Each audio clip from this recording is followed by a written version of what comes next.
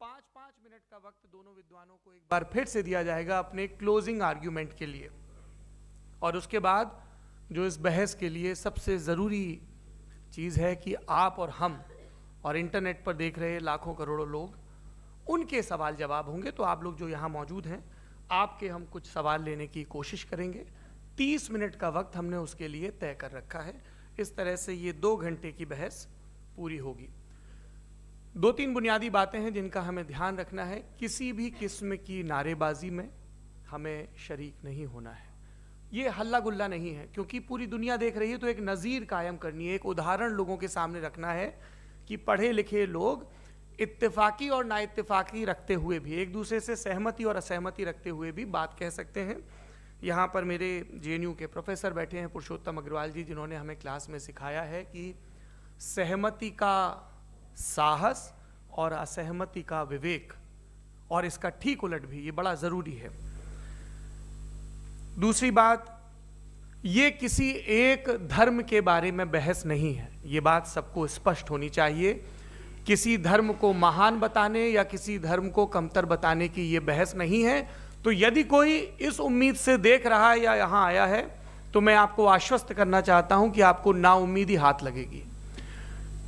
इस बहस में बहुत ज़्यादा धार्मिक प्रतीकों के इस्तेमाल को लेकर भी ये दोनों लोग जो अभी आपको गंभीर दिख रहे हैं, भले लोग हैं, कल शाम को चाय पर मिले थे, बहुत हंसी मजाक भी इनके बीच हुआ था, और गलबैयाँ डालते हुए एक तस्वीर भी हुई थी।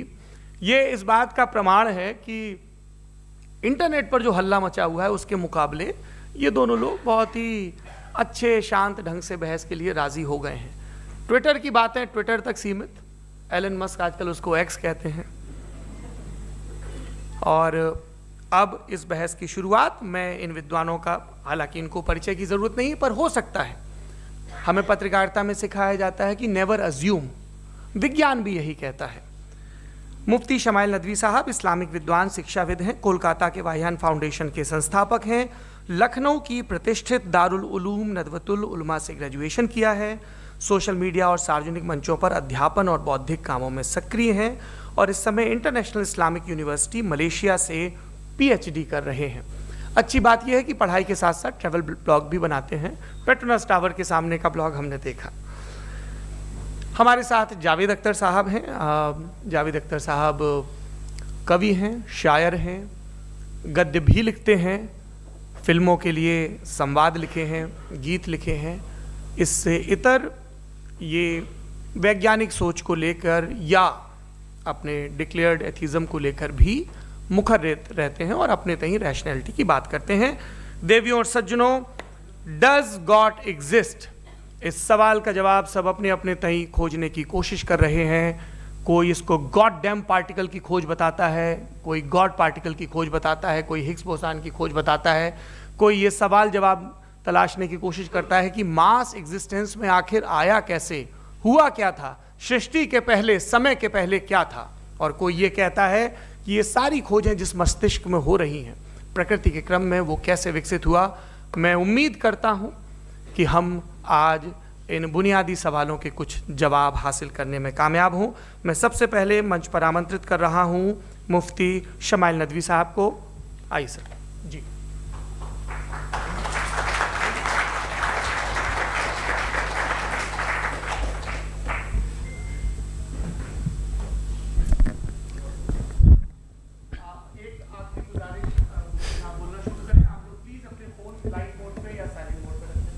एक बार चेक कर ले, कई बार बेध्यानी हो जाती है।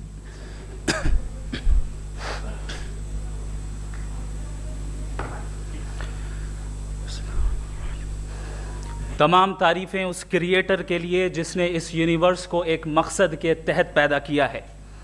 रिस्पेक्टेड जनाब जावेद अख्तर साहब, मिस्टर सौरभ द्विवेदी और respected audience, thank you all for being here today. आज की डिबेट में चूंकि हम बात करने वाले हैं डज गॉड एग्जिस्ट के टॉपिक पर, तो ये एक ऐसा टॉपिक है जिसके मुताल्लिक कोई भी डिसीजन लेने के लिए अलग अलग स्टैंडर्ड्स हो सकते हैं। लिहाजा डिबेट के शुरू में ये ज़रूरी है कि हम ये जान लें कि आज के इस टॉपिक में कौन सा स्टैंडर्ड सही होगा और कौन सा गलत होगा। सबसे पहला स्टैंडर्ड जिसे मैं समझता हूँ कि हमारे रिस्पेक्टेड जनाब जावेद अख्तर साहब बड़ी तेज़ी के साथ उसकी तरफ लपकेंगे, वो है साइंस।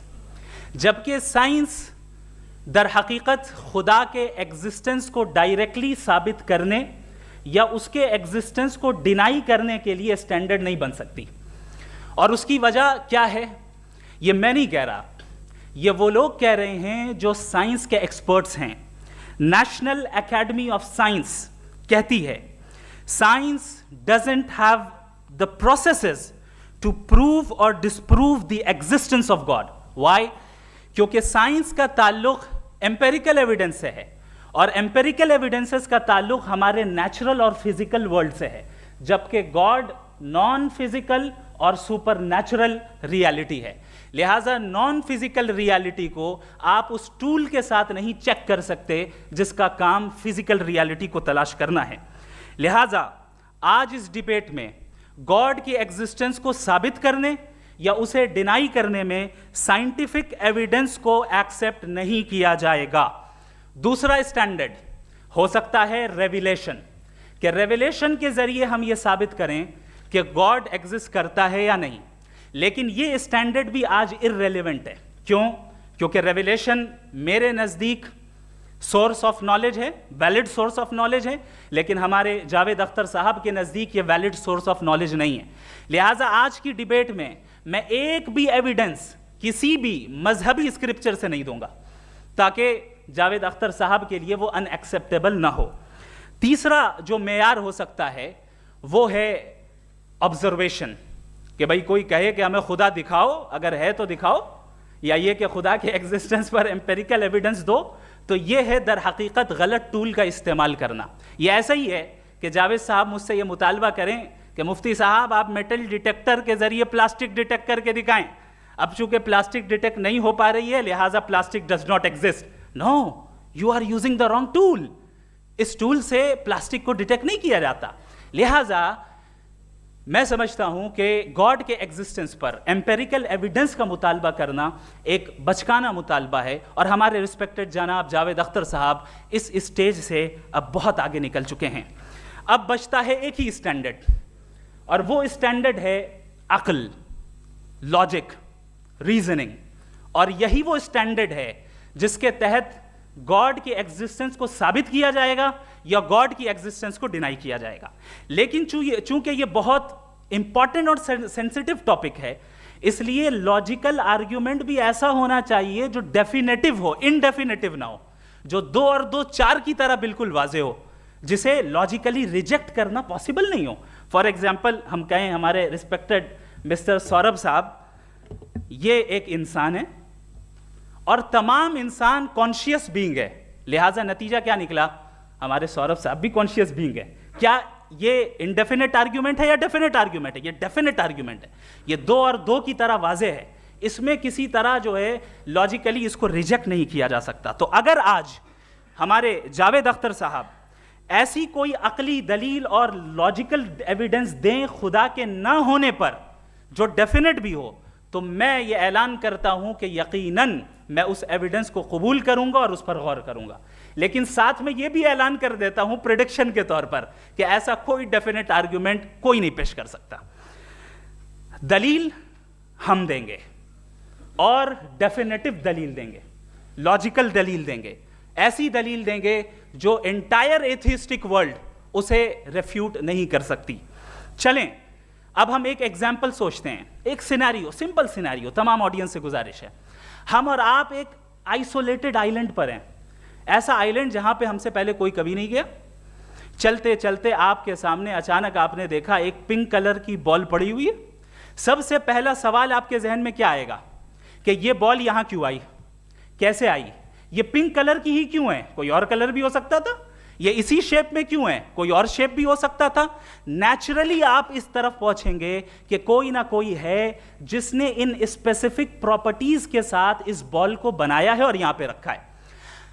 चूंकि आप जानते हैं कि ये जो बॉल है इसका एग्जिस्ट करना जरूरी नहीं है, ये एग्जिस्ट कर भी सकती थी, नहीं भी कर सकती थी, और एग्जिस्ट करना ही था तो किसी और फॉर्म में करती, किसी और कलर में करती। अब आप इस बॉल को एक्सपैंड करते चले जाएं, एक्सपैंड करते चले जाएं, एक्सपैंड करते चले जाएं, यहां तक कि ये बॉल यूनिवर्स के साइज की हो जाए। बताइए कि क्या साइज के बढ़ जाने से सवाल बदल जाएगा? हरगिज नहीं बदलेगा। अभी भी सवाल रहेगा, ये यूनिवर्स कहां से आया, इन स्पेसिफिक प्रॉपर्टीज के साथ कहां से आया, क्यों आया, किसने बनाया, ये सवाल उस वक्त भी वैलिड रहेगा।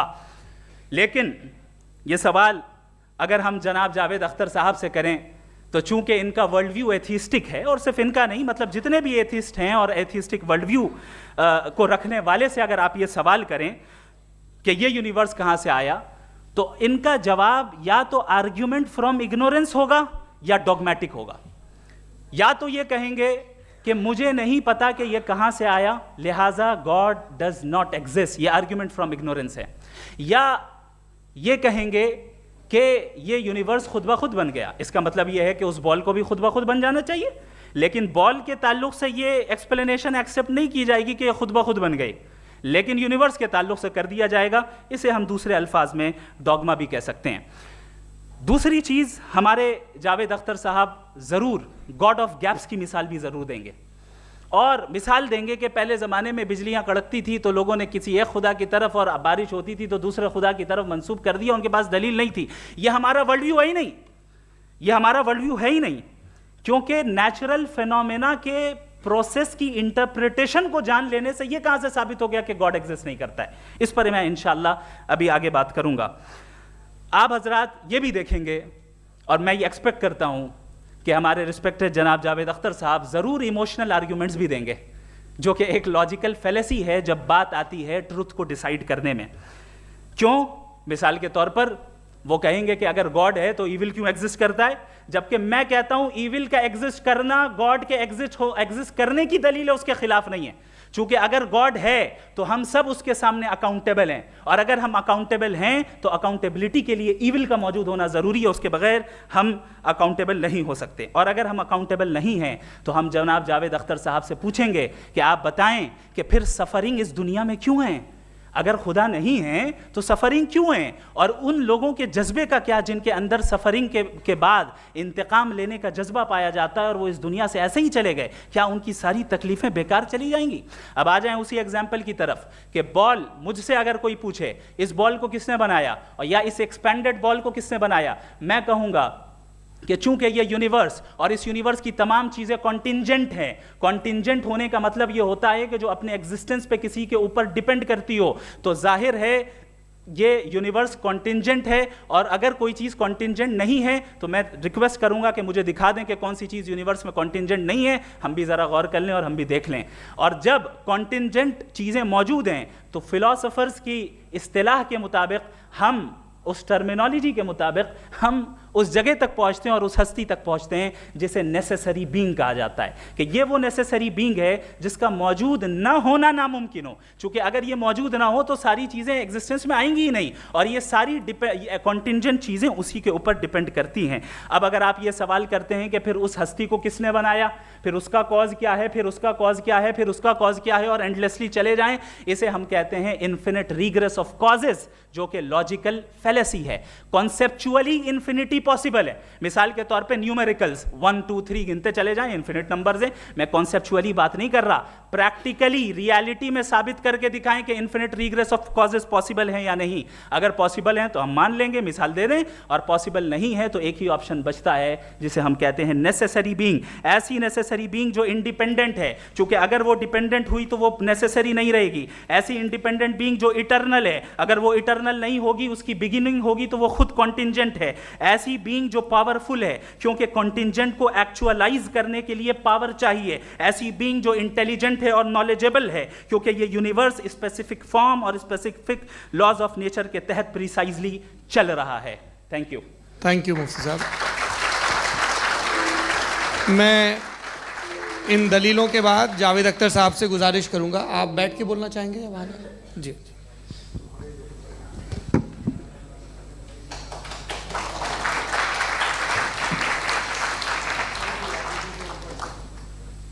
पहले तो मैं मुफ्ती साहब को एक अच्छी खबर देना चाहूँगा कि मेरी नॉलेज साइंस के बारे में बड़ी मामूली है, तो आप फिक्र ना करें उसकी, लेकिन कुछ कॉमन सेंस है मुझ में। देखिए, ये खुदा का तस्वुर कोई नया तस्वुर नहीं है, ये सदियों से रहा है। ये कुछ रिलीजन 3000 साल पुराने होंगे, 4000 साल पुराने होंगे, लेकिन इंसान कोई 10,000 12,000 साल से एग्जिस्ट करता है होमोसेपियन की शक्ल में, और हमेशा कुछ ना कुछ मज़हब रहे। ये मज़हब जाहिलों के नहीं थे, ये मज़हब एक ऐसी ग्रीक सोसाइटी के थे जहाँ बड़े बड़े फिलोसफर्स पैदा हुए। ये मज़हब इजिप्शियंस के थे जिन्होंने पिरामिड्स बनाए थे। ये रोमन्स के थे कि जिनका आर्किटेक्चर और सेनेट यानी पहली बुनियाद डेमोक्रेसी की, लिमिटेड थी मगर डेमोक्रेसी थी, ये उन लोगों ने किए थे। तो इनका जो जुपिटर था, रा था, ज़्यूस था, उन्हें उस पर इतना ही एतमाद था जितना आज किसी मजहबी आदमी को अपने खुदा पे होगा। क्रिश्चियनिटी आने से पहले यूरोप में एक मज़हब था जर्मेनिक रिलीजन। उसका एक खुदा था, उसकी एक बीवी थी, उसके 2 बेटे थे, एक बेटी थी। फिर जर्मनी में जब यूरोप में क्रिश्चियनिटी आई तो वो खुदा, उसकी बीवी और पूरे ख़ानदान चला गया। तो हमने, अगर हम हिस्ट्री देखें तो खुदा जो हैं वो ज़्यादातर फ़ानी हैं, वो हमेशा रहे नहीं। और वो जो लोग इन्हें मानते थे उनको आप कहें वो तो जाहिल थे, उन्हें तो कुछ पता ही नहीं था, ऐसा नहीं है। वो अपने वक्त में बड़े काबिल लोग थे और अपने वक्त में उन्होंने बड़े बड़े काम किए हैं, फिलोसफर्स थे, साइंटिस्ट थे, लेकिन उनका मज़हब कहाँ गया, उनके खुदा कहाँ गए? आज जो खुदा हैं दुनिया में लोग उन्हें मानते हैं। आपको क्या मालूम कि कितने बरसों के बाद क्या होने वाला है? हम यूरोप में देखते हैं तो चर्च खाली हैं। तो वक्त के साथ चीज़ें बदलती हैं। जहाँ तक इसका ताल्लुक़ है मज़हबों का, हर मज़हब आपसे एक चीज़ मांगता है, फेथ। ये फेथ क्या चीज़ होती है? What is the difference between faith and belief? ये तो बहुत ही अहमकाना बात होगी कि कोई आदमी कहे साहब अगर खुदा है तो मुझे दिखाइए। ये तो जाहिलाना बात हुई। मैंने तो नॉर्थ पोल नहीं देखा है, मगर मैं मानता हूँ कि नॉर्थ पोल है। मैं क्यों मानता हूँ? इसलिए कि अगर ये दुनिया राउंड है तो उसका कोई टॉप होगा। कुछ लोग हैं जो वहाँ गए भी हैं, कॉमन सेंस कहता है कि ऐसा होगा, सबूत है, गवाह है, रीज़न है। तो ये मेरा फेथ नहीं है। तो फेथ में और बिलीफ में डिफरेंस क्या है? जो मज़हब मांगता है आपसे, हर मज़हब फेथ मांगता है। फेथ का मतलब ये है कि ना कोई गवाह हो, ना कोई सबूत हो, ना कोई रैशनल हो, ना कोई लॉजिक हो, ना कोई प्रूफ हो, मगर तुम एक बात को मानो। ये है फेथ। वरना बिलीफ होता। अगर इसमें कुछ भी सबूत होते, गवाह होते, तो फिर इसे आप बिलीफ कहते हैं। जैसे मेरा बिलीफ है कि नॉर्थ पोल है, मेरा फेथ थोड़ी है। फेथ इन तमाम शर्तों को रद्द करता है। तो फिर स्टुपिडिटी क्या है? अगर मैं एक बात ऐसी मानूं जिसकी ना कोई लॉजिक है, ना कोई रैशनल है, ना कोई प्रूफ है, ना कोई गवाह है, ना कोई सबूत है, और मैं उसे मानूं, तो ये स्टुपिडिटी हुई। इसे ही भाई कल को मैं यकीन कर लूँ कि एलॉन मस्क जो है मेरा भाई है, तो मुझे इंतहाई खुशी होगी, सुकून भी बहुत मिलेगा मुझे। लेकिन और कहे भाई क्यों मानते हो, क्या सबूत है भाई, वो तो अमेरिकन है और तुम तो इंडियन हो, वो तो नस्ल अलग है, तुम्हें कभी मिले भी नहीं। साहब देखिए मेरा फेथ है, इस पर बात न किया। फेथ का मतलब ही यह है कि आप प्रूव नहीं कर सकते। अगर आप प्रूव कर सकते हो तो फेथ की ज़रूरत ही नहीं, फिर तो आप बात करेंगे, आप कितनी बहस कर लीजिए। अल्टीमेटली दुनिया का हर मजहब फेथ पे टिका है, और फेथ का मतलब है एक ऐसा यकीन जिसका कोई सबूत, कोई गवाह, कोई रैशनल नहीं। अब आप ये कहें, क्या आप ये क्यों कह रहे हैं कि साहब ये कायनात किसने बनाई? कमाल ये है कि आपने बताया कि एक आइलैंड पे गए और एक बॉल देखी। आपने ये नहीं कहा कि आइलैंड किसने बनाया, आपको सिर्फ बॉल पे हैरत हुई। हमने आइलैंड पे हमने हैरत नहीं की, होते हैं आइलैंड। इसी तरह ये आइलैंड है, सितारे, ये गैलेक्सीज, ये सब आइलैंड हैं खला में। हम उन्हें टेकन फॉर ग्रांटेड लेते हैं, हम पूछते नहीं किसने बनाए। आपने जजीरे के बारे में भी नहीं पूछा है। मेरी पैदाइश कैसे हुई? क्या मैं प्लान्ड पैदा हुआ था? I was plan to be born, या एक लकी स्पर्म था जो किसी एक से चिपक गया? मेरी पैदाइश रैंडम। और इंसाफ जिसे आप कहते हैं, इंसाफ का तो नेचर से कोई वास्ता ही नहीं है। जो आप कहते हैं कि एक दिन इंसाफ मिलेगा, इंसाफ is a human concept, nature में कोई इंसाफ नहीं। अगर शेर हिरन को खा जाता है तो उसे कोई सजा नहीं मिलती। अगर एक आंधी आती है और हरे भरे पेड़ों को उखाड़ के फेंक देती है तो आंधियों की जेल नहीं होती है। नेचर में इंसाफ नहीं, इसलिए मुझे नेचर को इंसाफ की ज़रूरत भी नहीं। नेचर तमाम एक है। अब हम कहें कि साहब ये देखिए जो मैंने खाना खाया था, ये मेरी आँख तो नहीं यूँ कर दिया उसे, तो इसे सज़ा मिलनी नहीं, वो सिस्टम है, ऐसे ही चल रहा है। नेचर बग़ैर इंसाफ के है। इंसाफ इज़ अ ह्यूमन कॉन्सेप्ट। तो जो आपसे कहता है कि मैं तुम्हें इंसाफ दूंगा, वो इंसानी जहन की पैदावार है। ये नेचुरल है ही नहीं, ये आसमानी है ही नहीं। नेचर का तसव्वुर, इंसाफ का तसव्वुर। भाई आप साथ मिलते हैं, अब आप लेफ्ट हैंड ड्राइव कर लें, ये क्या है? तमाम सच, तमाम नेकी, तमाम शराफत लेफ्ट हैंड ड्राइव है। वरना क्या होगा, या तो आप क्रॉस कर देंगे, आपका एक्सीडेंट हो जाएगा, या आप किसी को मार देंगे, या ट्रैफिक जैम हो जाएगा। झूठ, बेईमानी, रिश्वतखोरी, ये तमाम जो है driving on the wrong side है। इसके ऊपर कुछ नहीं। ये तो हमने बनाया, जैसे हमने लेफ्ट हैंड ड्राइव बनाई है। ये कॉन्सेप्ट ऑफ इंसाफ जो है ये हमारा है, इसका नेचर से कोई वास्ता नहीं। शेर खा जाता है हिरन को, उसे जेल होती है क्या? कुछ भी नहीं, है ही नहीं। तो ये जो दुनिया के रिलीजन प्रॉमिस करते हैं आपसे इंसाफ, इसी से मालूम होता है कि ये मैन मेड है। ये तसव्वुर कहीं और का है ही नहीं। जो नेचर है, कुछ लोग कहते हैं नेचर ही खुदा है, तो नेचर में तो इंसाफ नहीं कहीं। और आप वादा कर रहे हैं कि तुम्हें मरने के बाद इंसाफ मिलेगा। मुझे अगर मिलेगा तो मैं बहुत खुश हूँगा, लेकिन मैं यकीन नहीं कर पाता हूँ, इसलिए कि मैं फेथ नहीं पैदा कर सकता। The very fact that religions demand faith, इसका मतलब है कि उनके पास जस्टिफिकेशन नहीं है। अच्छा था, फिर रिलीजन अगर मॉडरेशन में है, कोई सा भी नहीं, वो आप में कुछ खूबियाँ भी पैदा करता होगा। देखिए उससे ये फ़ायदा है, वो फ़ायदा है। अल्कोहल जो है वो ज़्यादातर दवाओं में यूज़ होती है, और एक सर्वे किया गया था अमेरिका में कि लॉन्जेटिविटी किन लोगों की है। तो एक तरफ वो लोग थे जो शराब पीते ही नहीं थे, और एक तरफ वो थे जो एक बोतल शराब रोज़ पीते थे। सबसे ज़्यादा लंबी उम्र उनकी है जो 2 पैक नाप के शराब पीते हैं और खाना खाते हैं। मगर हम शराब को बुरा समझते हैं, मैं भी बुरा समझता हूँ। क्यों? ऐसा होता नहीं। कुछ चीज़ों में आदत होती है कि वो बढ़ती है। आज तक में एक आदमी दूध पीता है, आप 10 साल बाद भी मिलेंगे तो एक ही गिलास पीता होगा। ऐसा नहीं होता, सुबह से दूध पीता रहता है। मिल्कोहलिक मैंने नहीं देखे, अल्कोहलिक होते हैं। ये टेंडेंसी है मजहब की कि वो बढ़ता है, जैसे कैंसर बढ़ता है, जैसे शराब बढ़ती है।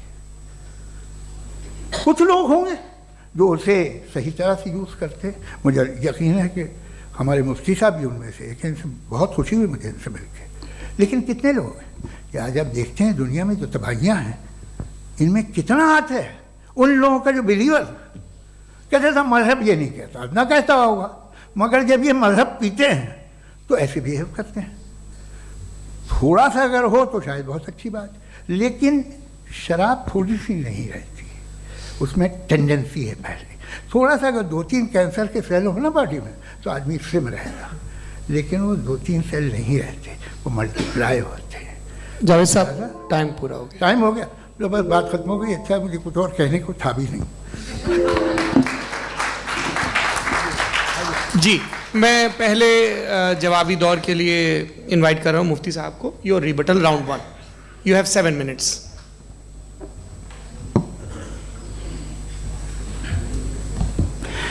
Thank you very much Javed साहब। आपकी बात को सुनकर बड़े महजूज हुए हम लोग। महजूज, do you understand? We enjoyed.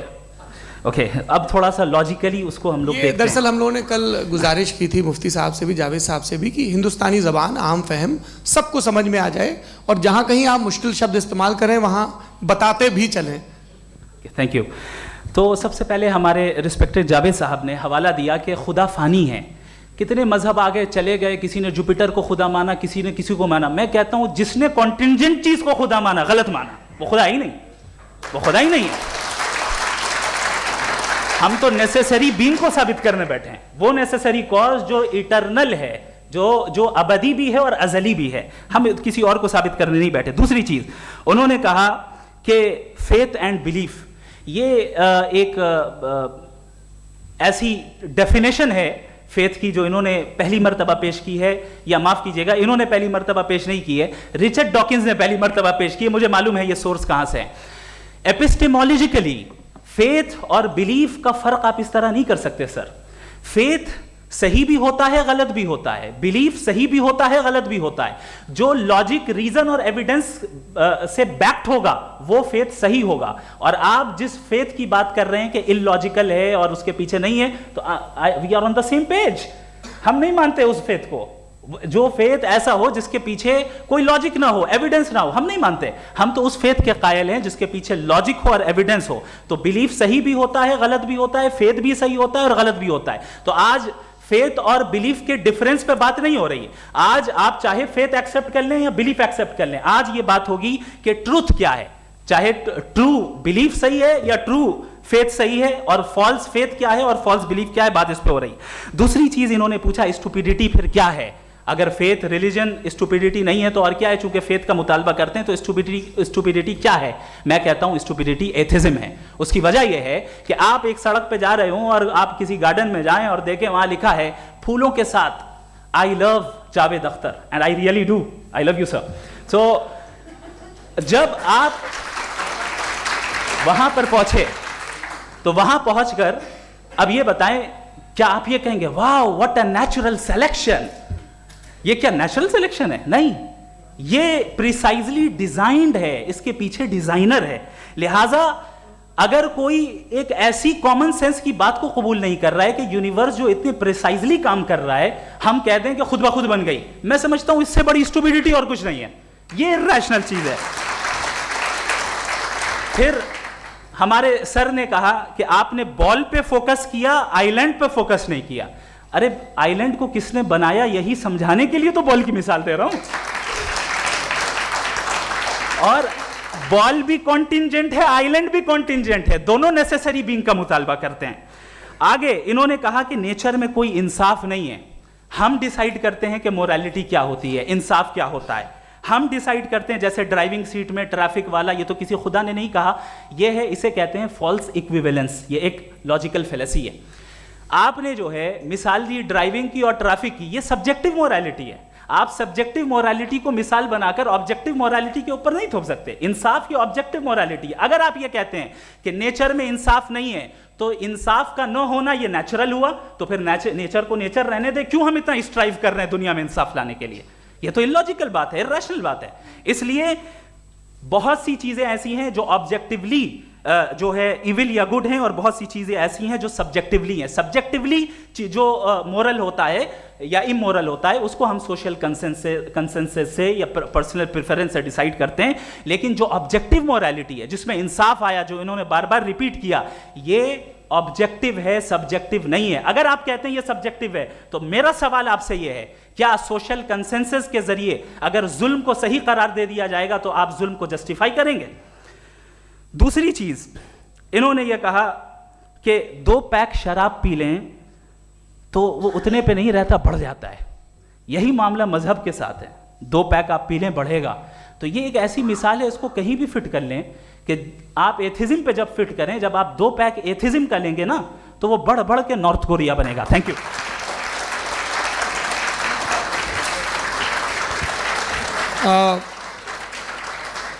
First round के रिबटल के लिए मैं जावेद साहब को इनवाइट कर रहा हूं। आपके पास 7 मिनट का वक्त है, रीसेट कर दीजिएगा प्लीज। मुझे इस बात की खुशी है कि मुफ्ती साहब ने भी मान लिया कि नेचर में कोई इंसाफ नहीं है। तो कोई भी चीज़ जो इंसान ने नहीं बनाई है उसमें इंसाफ नहीं होता है।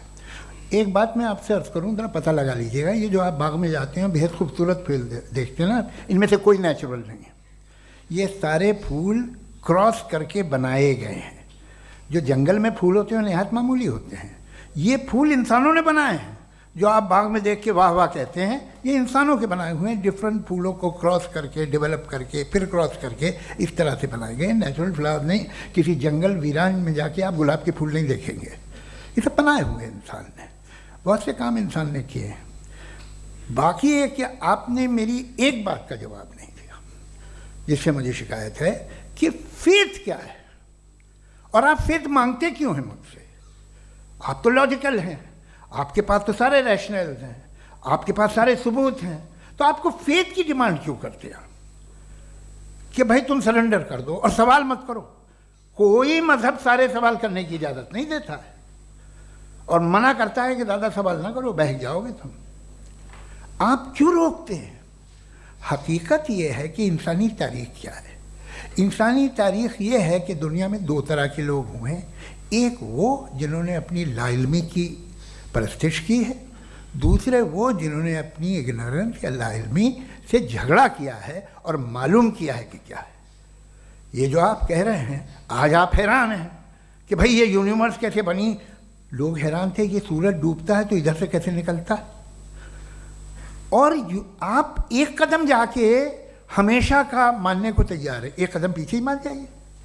भाई आप इसके बाद जाते हो, कहते सवाल ना करना कि ये कहाँ से आया, ये पावर तो हमेशा से हमेशा रहेगी। तो आप यूनिवर्स के बारे में मानने में क्या तकलीफ है? एक कदम पहले रुक जाइए, ये हमेशा से थी या नहीं थी हमें मालूम नहीं है।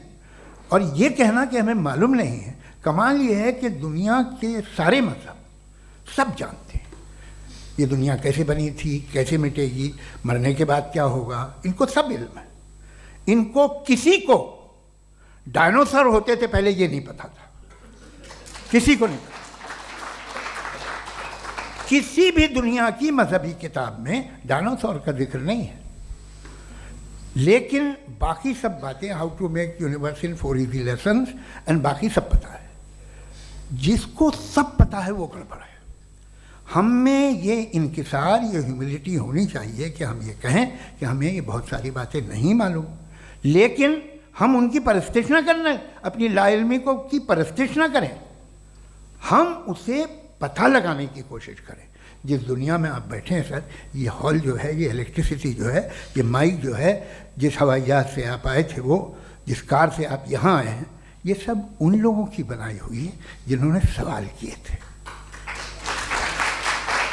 ये दुनिया जिसमें आप आज आराम से हैं, ये उन लोगों की बनाई है कि जिन्होंने सवाल किए थे।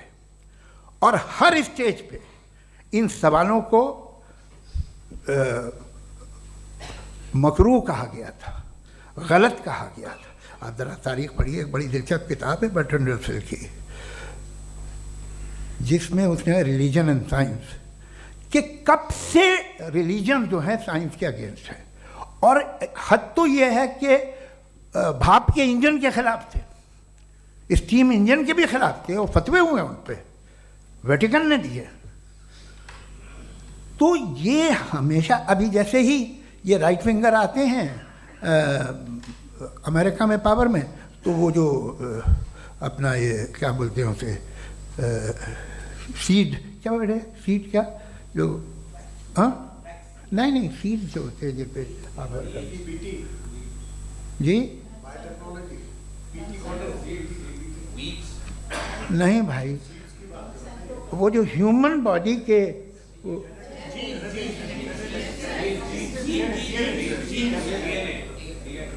उस पर रिसर्च बंद हो जाती है, रिपब्लिकन नहीं करने देते। अरे भाई इतना डर क्या है तुम्हें? एक ज़माने में बहुत नाराज़ थे ये सारे मजहबी लोग कि ये इंसान तो इंसान बनाने की कोशिश कर रहा है, आपको क्या तकलीफ भाई, बना ले तो बना लेने दो, ये खौफ क्या है? और ये सब आज जो आप कह रहे हैं नामुमकिन है, ये कैसे हुआ? मुझे एक किस्सा याद आता है। जब मैं छठी क्लास में था तो मैं मैथमेटिक्स में बहुत वीक था, तो एक टीचर रख दिया गया, उसने 1 2 3 4 5 6 7 को सिखा दिया मुझे। वो दिन मैं भूल नहीं सकता हूँ मुफ्ती साहब, जिस दिन उसने ये बताया कि 1/2 क्या होता है और 3/4 क्या होता है, मुझे ऐसा लगा कि मेरा सर बीच से फट जाएगा। ये आदमी कह रहा है कि जो दीवार के अंदर जाओ वॉक करते हुए। आज हंसता हूँ मैं इस बात पे। तो आज जो बातें आपके जहन से बिल्कुल परे हैं और आप हैरान होते हो उन्हें देख के, एक वक्त आएगा कि मामूली लगेंगे, और हुआ है। आपकी इंसानी तारीख ही है। इतनी जल्दी सारे फैसले आप मत कर लीजिए, थोड़ा ये ह्यूमिलिटी रखिए कि भाई ये हमें नहीं मालूम। ये कहने में क्या आ रहा है? ये यूनिवर्स कहाँ तक फैली, ये कब से है और कब तक रहेगी, हमें नहीं मालूम। आपने फैसला कर लिया कब बनी। ये आपके हिसाब से कोई 14 बिलियन ईयर्स बनी जो समझा जाता है। उससे पहले हजारों करोड़ों अरबों साल तक खुदा बैठा क्या कर रहा था? खामोश बैठा था, ऐसी जमाइयाँ ले रहा था। फिर उसे आइडिया आया, यार एक काम करते, वक्त अच्छा गुजर जाएगा, यूनिवर्स पर आपसे सोचिए। वो तो हमेशा से है ना, मगर यूनिवर्स हमेशा से नहीं है, ये तो बनाई गई है। और उससे पहले क्या था, इनका क्या काम था? कैसी बात है, ये बड़ा आसान है। जो बात हमें आज धीरे धीरे पता चली है, बरसों 2000 और 2500 साल पहले आपको किसी ने बता दिया कि क्या था, आप मान गए, और तब से वही मान रहे हैं जो 2500 साल पहले कहा गया था। सब कुछ बदल गया है, सॉल्व हो रही हैं चीज़ें। अभी साइंस बिल्कुल दावा नहीं करती, या कोई फिलोसफर ये दावा नहीं करता कि हमें सब मालूम, बल्कि वो कहता है कि हमें जितना मालूम होता है उससे ये मालूम होता है कि हमें कितना कम मालूम। तो हम अपनी जहालत से लड़ें, उसकी परस्तिश न करें। जी, टाइम है। Thank you so much. मैं तर्कों की श्रृंखला में राउंड 2 के लिए मुफ्ती साहब को आमंत्रित कर रहा हूँ। आपके पास एक बार फिर से 7 मिनट का वक्त है। शुक्रिया। जनाब जावेद अख्तर साहब कई मर्तबा दोहरा रहे हैं कि फ़ेथ का मतलब बताइए, फ़ेथ का मतलब बताइए। मैंने बता दिया, फ़ेथ सही भी होता है, गलत भी होता है। और आज हम फ़ेथ पे बात नहीं कर रहे, हम ट्रुथ और डज गॉड एग्जिस्ट पे बात कर रहे हैं। क्या डज गॉड एग्जिस्ट, ये ट्रुथ यानी गॉड है या नहीं है, इसमें से दोनों ट्रुथ क्या है। अब आप उसे फेथ कह लें, बिलीफ कह लें, नॉट माई बिजनेस। उसके बाद आपने कहा कि भाई सवाल करने से मजहब रोकता है। मैं कहता हूं जो रोकता है वो रोकता होगा, मैं नहीं रोकता, बल्कि सवाल करें, सवाल करना चाहिए। सवाल कर करके तो हम आगे बढ़ते हैं, तरक्की करते हैं, और इसीलिए मैं आज यहाँ पे आया हूँ। लेकिन सवाल सिर्फ खुदा से नहीं होगा, आपसे भी होगा। सवाल एथिज्म से भी होगा, सवाल सिर्फ मजहब से नहीं होगा, सबसे होगा। और आज मैं सवाल करूंगा और उम्मीद है कि आप जवाब देंगे। अभी तक आपने वैसे कॉन्टिंजेंसी आर्गुमेंट का कोई जवाब नहीं दिया है। चलें, आपने कहा यूनिवर्स के बारे में इटर्नल क्यों नहीं बोल देते। ये चूंकि लॉजिकली पॉसिबल ही नहीं है कि यूनिवर्स इटर्नल हो। यूनिवर्स एक कॉन्टिंजेंट चीज है जो टाइम एंड स्पेस के पाबंद है, टाइम एंड स्पेस से बाउंड है। जो टाइम एंड स्पेस से बाउंड होगा वो कॉन्टिंजेंट होगा, जो कॉन्टिंजेंट होगा वो उसकी बिगिनिंग हुई होगी, जिसकी बिगिनिंग हुई होगी वो इटर्नल नहीं हो सकता। ये तो कॉमन सी बात है। आपने कहा कि किसी मजहबी किताब में डायनासोर का जिक्र नहीं है। अफसोस कि आज तक किसी मैथमेटिक्स के किताब में मुझे डायनासोर का जिक्र नहीं मिला। तो इसका मतलब मैथमेटिक्स की किताब बेकार है? नहीं, उसका वो टॉपिक नहीं है। रेवलेशन का और मजहबी किताबों का टॉपिक ये नहीं है कि आपको आके बताए साइकिल कैसे बनाते हैं, या आकर ये बताएं कि जो है डायनासोर कब था। वो तो मोरालिटी सिखाने आया है, गॉड के बारे में बताने आया, नॉन फिजिकल रियलिटी की हकीकत को सिखाने के लिए आया। रिलीजियन साइंस को रोकता है? नहीं रोकता। अगर रोकता है तो गलत करता है। रिलीजियन साइंटिज्म को रोकता है, जिसमें हमारे जावेद साहब मुब्तला हैं। साइंस और साइंटिज्म में फर्क है। साइंटिज्म यह है कि आप समझें कि साइंस और साइंटिफिक मेथोडोलॉजी ये नॉलेज को हासिल करने का वाहिद सोर्स ऑफ नॉलेज है। यह है साइंटिज्म। हम इसे रिजेक्ट करते हैं। हम साइंस को तो तरक्की करते हैं, भाई आप हमारी पूरी तारीख कर लें, पढ़ लें तो आपको पता चल जाएगा। बहरहाल ये अलग टॉपिक है। उसके बाद इन्होंने एक लफ्ज़ कहा, वेटिकन ने फतवा दिया। वेटिकन का फतवे से कोई ताल्लुक नहीं है, दोनों कॉन्ट्राडिक्टरी अल्फाज हैं। उसके बाद उन्होंने कहा कि भाई हमें नहीं मालूम। अगर नहीं मालूम तो क्लियरली कह देना कि नहीं मालूम है, इसमें क्या हर्ज है। तो वही तो मैं कह रहा हूं ना कि आप कह दें कि नहीं मालूम, लेकिन क्लेम क्यों कर रहे हैं कि गॉड एग्जिस्ट नहीं कर रहा है। आप कह दें नहीं मालूम है, हो सकता है हो सकता ना हो, लेकिन आप क्लेम कर रहे हैं। The moment you say God does not exist, this is a claim, and now the burden of proof is upon you too, जैसे हमारे ऊपर है। और क्यों है मैं बताता हूं, क्यों है ये भी मैं बताता हूं। फिलोसॉफिकली जो क्लेम होता है ना, सिर्फ ये नहीं होता कि इंसान कहे पॉजिटिव क्लेम करे और नेगेटिव क्लेम करे तो बर्डन ऑफ प्रूफ नहीं है। आप मिसाल के तौर पे मैं कहूं कि फुला उस कमरे में कोई नहीं है, मैंने एक नॉलेज का क्लेम किया है। उस कमरे में कोई नहीं है, मैंने एक नॉलेज का क्लेम किया। या तो मैं कहूं मुझे नहीं पता, हो भी सकता है नहीं भी हो सकता है, this is not a claim. लेकिन जब मैं कह रहा हूं कि वहां कोई नहीं है, या मैं कह रहा हूं वहां कोई है, दोनों क्लेम है और दोनों के ऊपर बर्डन ऑफ प्रूफ है। हमारे ऊपर भी बर्डन ऑफ प्रूफ है। मैंने कंटिजेंसी आर्ग्यूमेंट दिया, इसे तोड़कर दिखाइए। आखिरी चीज, इन्होंने कहा कि खुदा दुनिया बनाने से पहले 150 साल पहले या करोड़ों साल पहले क्या कर रहा था। अरे हजरत, चलें बहरहाल मैं जवाब दे देता हूं। आप हमारे रिस्पेक्टेड पर्सनैलिटी हैं, अगर आप नहीं होते तो मैं ऐसे एंटरटेन ही नहीं करता। टाइम ये 100 साल पहले या 100 साल बाद, पहले बाद में अभी, ये वो अल्फाज हैं जिनका ताल्लुक टाइम से है। टाइम शुरू ही हुआ है यूनिवर्स की बिगिनिंग के बाद, तो उसके पहले खुदा क्या कर रहा था, सवाल इलॉजिकल है, ये फेलेसी है। यानी आप ये कह रहे हैं कि यूनिवर्स के बनने से पहले खुदा क्या कर रहा था। टाइम के बनने से पहले, पहले का ताल्लुक टाइम से, टाइम उस वक्त था ही नहीं, तो ये सवाल ही इनवैलिड है खुदा के ताल्लुक से। दूसरी चीज, आर्ग्यूमेंट ऑफ कंटिजेंसी जो मैंने आपके सामने पेश की है, आपने बार बार ये प्रूफ किया और ये कह रहे हैं कि गॉड ऑफ गैप्स। देखिए पहले नहीं मालूम था, साइंस ने कर दिया। सिंपल्स की मिसाल से मैं समझा देता हूं। जिस गैप्स की आप बात कर रहे हैं ना, साइंस उन गैप्स को जिन चीज के जरिए भी प्रूव करेगा वो कॉन्टिंजेंट ही होगा। अब चाहे वो फोर्स हो, मैटर हो या एनर्जी हो। लिहाजा सवाल हमारा उस वक्त भी वैलिड होगा जब तक कि आप नेसेसरी बीइंग पे ना आ जाएं। और इन्फिनिट रिगरेस पॉसिबल नहीं है of causes in practical world, तो जाहिर है कहीं रुकना पड़ेगा, जहां रुकेंगे वही खुदा है। दूसरी चीज, आपने ये कहा, क्या कह रहा था मैं, किस पॉइंट को? What? Oh no, after that. Just now.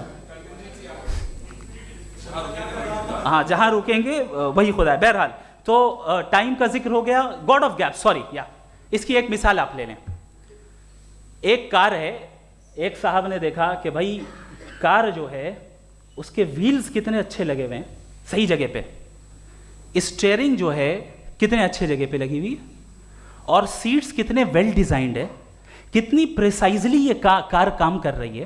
तो जरूर कोई ना कोई इसे क्रिएट किया है, किसी ने क्रिएट किया है। अब जावेद साहब आए और कहे अरे जनाब बोनेट खोलिए, इसमें इंजन है, इंजन इस कार को चला रहा है, hence prove no one has created the car. This is illogical, this is irrational. आपने इंजन के जरिए उस गैप को तो साबित किया, लेकिन क्या उससे कार की जो क्रिएशन है और उसका जो क्रिएटर है ये इम्पॉसिबल हो जाए? ऐसा पॉसिबल है? उसका सवाल खत्म हो जाए, ऐसा पॉसिबल है? नहीं। आपने गैप्स को फिल करके, कॉन्टिंजेंट चीजों से गैप्स को फिल करके हमारे ऑब्जर्वेशन को और ब्रॉड कर दिया। अब हमें और पता चल गया कि ये जो कार है इसका सिस्टम कितना ज्यादा कॉम्प्लेक्स है। पहले कम समझते थे, अब कॉम्प्लेक्सिटी और ज्यादा वाजे हो गई। अब हमें समझ में आ रहा है कि हमारी सर्टेनिटी और बढ़ गई कि जरूर इस कार को किसी ना किसी ने बनाया। यही मामला यूनिवर्स का है। साइंस हमेशा फिजिकल वर्ल्ड की चीजों को ही फिल करती जाएगी और फिजिकल चीजों से ही करती जाएगी, चूंकि एम्पेरिकल एविडेंस का ताल्लुक फिजिकल वर्ल्ड से है। आप साइंस के जरिए मेटाफिजिकल रियलिटी को कभी साबित नहीं कर सकते। ये रॉन्ग टूल का इस्तेमाल करना है। ये वही काम है कि आप मेटल डिटेक्टर से प्लास्टिक डिटेक्टर करने चलें, जो कि जाहिर है सही नहीं है। Thank you.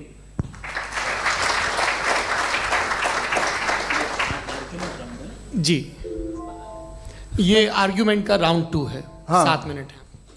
पहले तो मैं आपसे अर्ज करूं कि आपने कहा कि जब कायनात ही नहीं थी तो वक्त भी नहीं था, कुछ भी नहीं था। कैसे नहीं था? खुदा था। एक एग्जिस्टेंस तो था ना खुदा का। तो जब खुदा था तो वक्त भी होगा।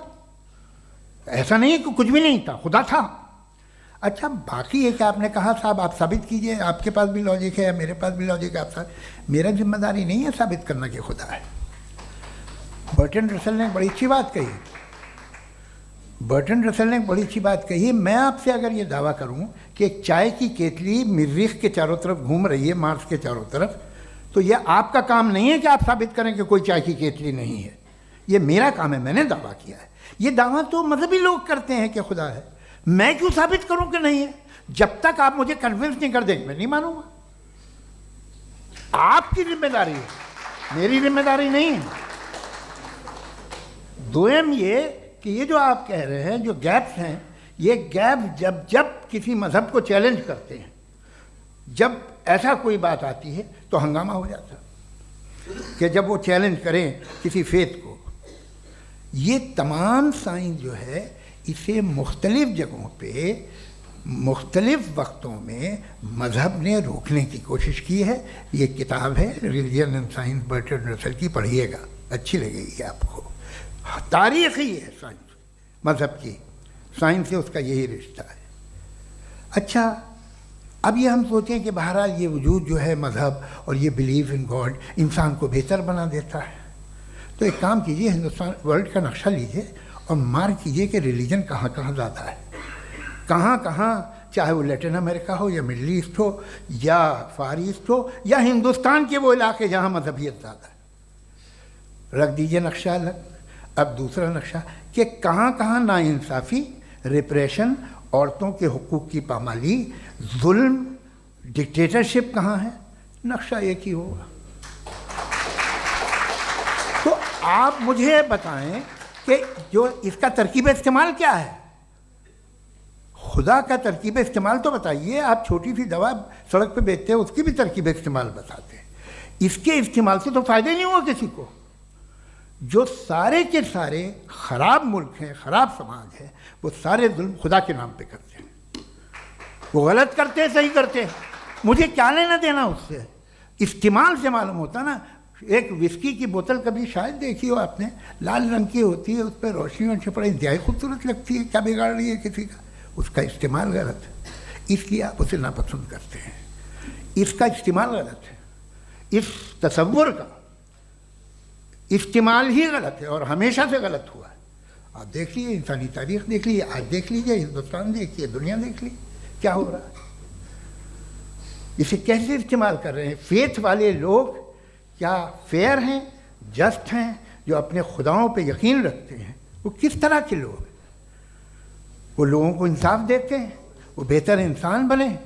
तो इस दवा का फ़ायदा क्या है। चलो बहुत फ़ायदा हो रहा तो मैं इस्तेमाल कर लूँगा, मैं मुझे तो इस दवा का कोई फ़ायदा दिखता ही नहीं।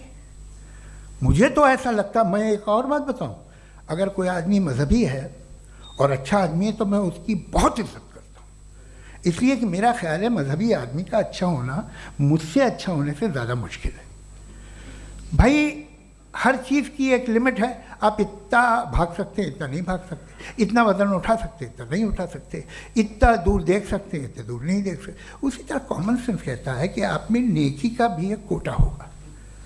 अब आप अगर सुबह जाते हैं अपनी इबादत गाह और इबादत करते हैं तो बाहर निकलते हैं तो आप तो यही महसूस करते हैं कि आपने एक बहुत अच्छा काम किया, आपकी नेकी का एक बहुत बड़ा कोटा खर्च हो गया जिससे किसी का कोई फ़ायदा नहीं।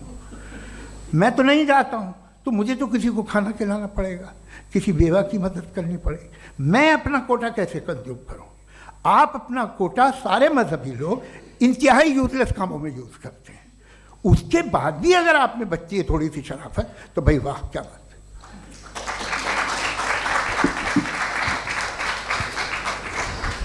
एक तो मुझे ये बात बहुत अच्छी लग रही है कि दोनों ही विद्वान समय को मानते हैं और बहुत समय से अपनी दलीलें और बाज़ दफ़ा समय से पहले अपनी तकरीरें पूरी करके अपनी अपनी कुर्सी पर बैठ रहे हैं।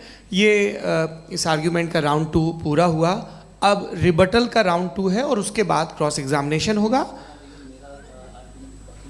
नहीं, आपका आर्ग्यूमेंट हो गया सर।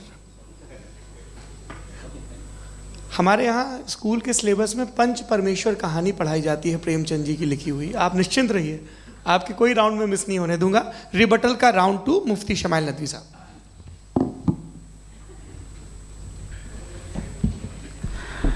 असल में जो हकीकी प्रॉब्लम है, असल प्रॉब्लम है वो ये है कि जावेद साहब के पास कॉन्सेप्ट ऑफ गॉड क्लियर नहीं है। इन्होंने कहा कि कायनात से पहले खुदा तो था, तब भी तो टाइम होगा। ये टाइम कायनात का हिस्सा है। हम खुदा उस खुदा को मानते हैं, नेसेसरी बीइंग का टाइमलेस होना ज़रूरी है चूँकि वो टाइम का क्रिएटर है। जब उसने टाइम को क्रिएट किया तो वो खुद टाइम पे कैसे होगा? उसने जब स्पेस को क्रिएट किया तो खुद स्पेस में कैसे होगा? अगर वो टाइम एंड स्पेस को पहले से ही उसका पाबंद है तो फिर किस चीज़ को उसने क्रिएट किया? लिहाजा ये सवाल गलत है कि खुदा था तो टाइम होगा। बिल्कुल नहीं, टाइम के पाबंद हम हैं, खुदा नहीं है। हम फिजिकल वर्ल्ड से ताल्लुक़ रखते हैं, वो मेटाफिजिकल रियलिटी है। दूसरी चीज़ इन्होंने मिसाल दी कि चाय की केतली हवा में घूम रही होगी और पता नहीं शायद वो बर्टन रसल का उन्होंने हवाला दिया। बहरहाल यही प्रॉब्लम है। प्रॉब्लम यही है कि हम चीज़ों के दरमियान डिफ्रेंशिएट नहीं कर पाते हैं। ये जो आपने मिसाल दी ये इमेजिनेशन है और मैं जो साबित कर रहा हूँ वो लॉजिकल नेसेसिटी है। आप इमेजिन करने आए तो कुछ भी करें, जुपिटर में पिंक एलिफेंट होगा, यूनिकॉर्न होगा, करें, उससे कायनात पे क्या फ़र्क पड़ता है? उससे आप लॉजिकल नेसेसिटी साबित नहीं कर सकते। मैं तो उस प्राइम कॉज की बात कर रहा हूँ, उस नेसेसरी बीइंग की बात कर रहा हूँ जिसके बगैर इस कायनात का एग्जिस्टेंस मुमकिन नहीं है। दूसरी चीज़, मजहब को साइंस चैलेंज करती है वगैरह वगैरह, ये हमारा टॉपिक ही नहीं है। मैं इस पर बात करूँगा तो फिर मेरा वक्त चला जाएगा। मजहब के ऊपर चूँकि हमारी डिस्कशन नहीं है, साइंस को मजहब और बिलखुसूस मैं और हमारा वर्ल्ड व्यू कम अज़ कम साइंस को पीछे नहीं करता है, साइंटिज़म की मजम्मत करता है। इसकी वजाहत मैंने पहले कर दी। दूसरी चीज़ इन्होंने कहा वर्ल्ड का नक्शा लीजिए, वर्ल्ड मैप लीजिए, 2 अलग अलग जगह की। हज़रत मैंने ये होमवर्क किया था और मैंने मिडिल ईस्ट का एक नक्शा लिया और यूरोप का एक नक्शा लिया। ये मजहबी इलाका और ये लिबरल और एथीस्ट इलाका। मुझे पता चला कि सबसे ज़्यादा रेप केसेस जो हैं वहाँ पर हैं।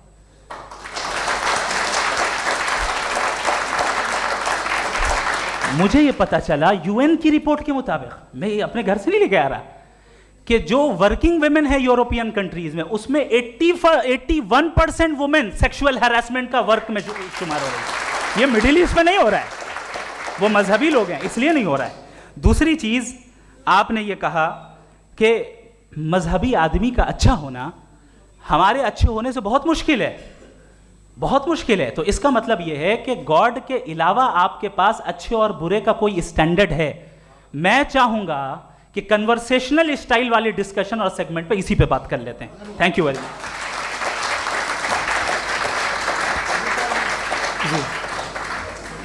ये रिबटल का राउंड 2 है, आपके पास 5 मिनट का वक्त है और इसके बाद क्रॉस एग्जामिनेशन शुरू करेंगे। आप चाहें तो जो इन्होंने सवाल पूछे उनके जवाब आप रिबटल में भी दे सकते हैं। जी जी, देखिए पहले तो ये बात कि ये मिसाल गलत नहीं है, गलत है।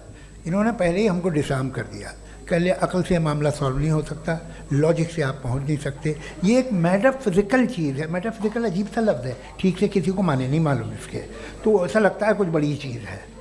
अरे भाई क्या होता है मेटाफिजिकल, बताओ, खड़ी हो। ये एक लफ्ज़ है जो कहीं भी इस्तेमाल हो जाता है। जब आप एक बात कर रहे हैं और आप मुझसे बहस कर रहे हैं तो मुझे मेटाफिजिकल मत बताइए, आप लॉजिकली मुझे प्रूफ किए। और अगर लॉजिकली आप नहीं बात करते साहब ये मेटाफिजिकल है, तो फिर हम आप बात क्या कर रहे हैं? मेरा आपका किस ज़बान में कॉन्वर्सेशन होगा? और ये कहना कि वक्त पहले नहीं था, तो फिर क्यों कहते हैं ये हमेशा से और हमेशा रहेगा? हमेशा वक्त है, तो आप कैसे कहते हैं वो हमेशा से है और हमेशा रहेगा? हमेशा का मतलब है कोई वक्त, अगर वक्त ही नहीं है तो हमेशा कैसे? बाहर वो रहेगा। अब मैं ये देखता हूँ, आपने कहा ना कि वहाँ रेप ज़्यादा होते हैं, तो हम एक बात देखते हैं कि ये दुनिया जिस पे वो कादर मुतलक है, जिसकी मर्ज़ी के बगैर पत्ता भी नहीं हिलता, ओमनीपोटेंट है, ये दुनिया चल कैसे रही है? और इस दुनिया का हाल क्या है? 45,000 बच्चे जो 10 साल की उम्र से कम थे वो गाजा में मरे।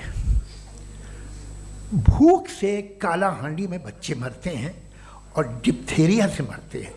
डिप्थेरिया अजीब मर्ज है, गले में जाली बनना शुरू होती है, बच्चा नीला हो जाता है, गरीब का बच्चा, इसलिए कि उपास इलाज में। ये कादर मुतलक है जो चाहे कर दे, इससे आप दुआएं मांगते हैं हमारी ये काम कर दे वो कर दे, तो इसका मतलब डे टू डे लाइफ में वो इंटरफेयर करता है और ये देख रहा है वो। अगर वो वाकई भी है फॉर डिस्कशन सेक, तो मैं जब दुनिया देखता हूँ तो मेरे दिल में उसके लिए कोई इज्जत नहीं पैदा होती। ये क्या कर रहे हो तुम पूरे ऑल पावरफुल हो, ओमनीपोटेंट हो, ओमनी प्रेजेंट हो। तुम तो वहाँ गाजा में रहे होगे ना, तुम हर जगह हो।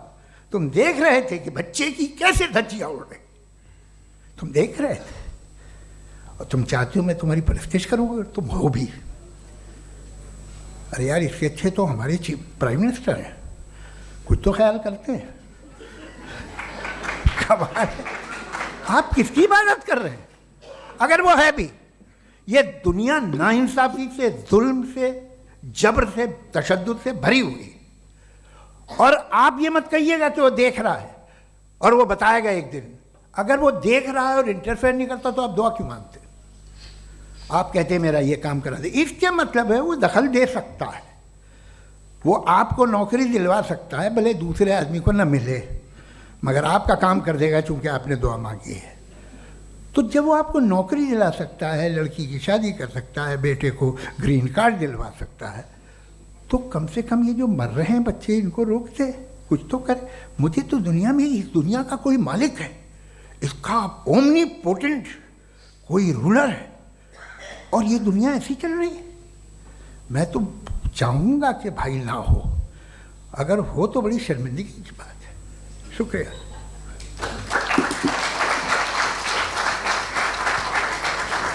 देवियों और सज्जनों, इस बहस के 2 राउंड और 2 रिबटल पूरे हो चुके हैं। अब सबसे ज़रूरी और सबसे मुश्किल राउंड शुरू हो रहा है, क्रॉस एग्जामिनेशन का। अब इन विद्वानों की सज्जनता की एक परख भी होगी और वक्त हमने 16 मिनट का तय किया है। पहला सवाल आप पूछना चाहेंगे? जी बिल्कुल। पहले बोले भी आप माइक ले लीजिएगा हाथ में, ये नीचे से ऑन जाए। जी मैं बोलता हूँ, ये डायस हटा सकते हैं क्या हम थोड़ा क्विकली? डायस पीछे कर दीजिए बस थोड़ा सा, है, ताकि ये जो दाएं बाएं लोग बैठे हैं इसे हटा ही दीजिए। अब हमें वहाँ तो जाने वाले नहीं, आराम से आराम से दोनों तरफ से हटा दीजिए।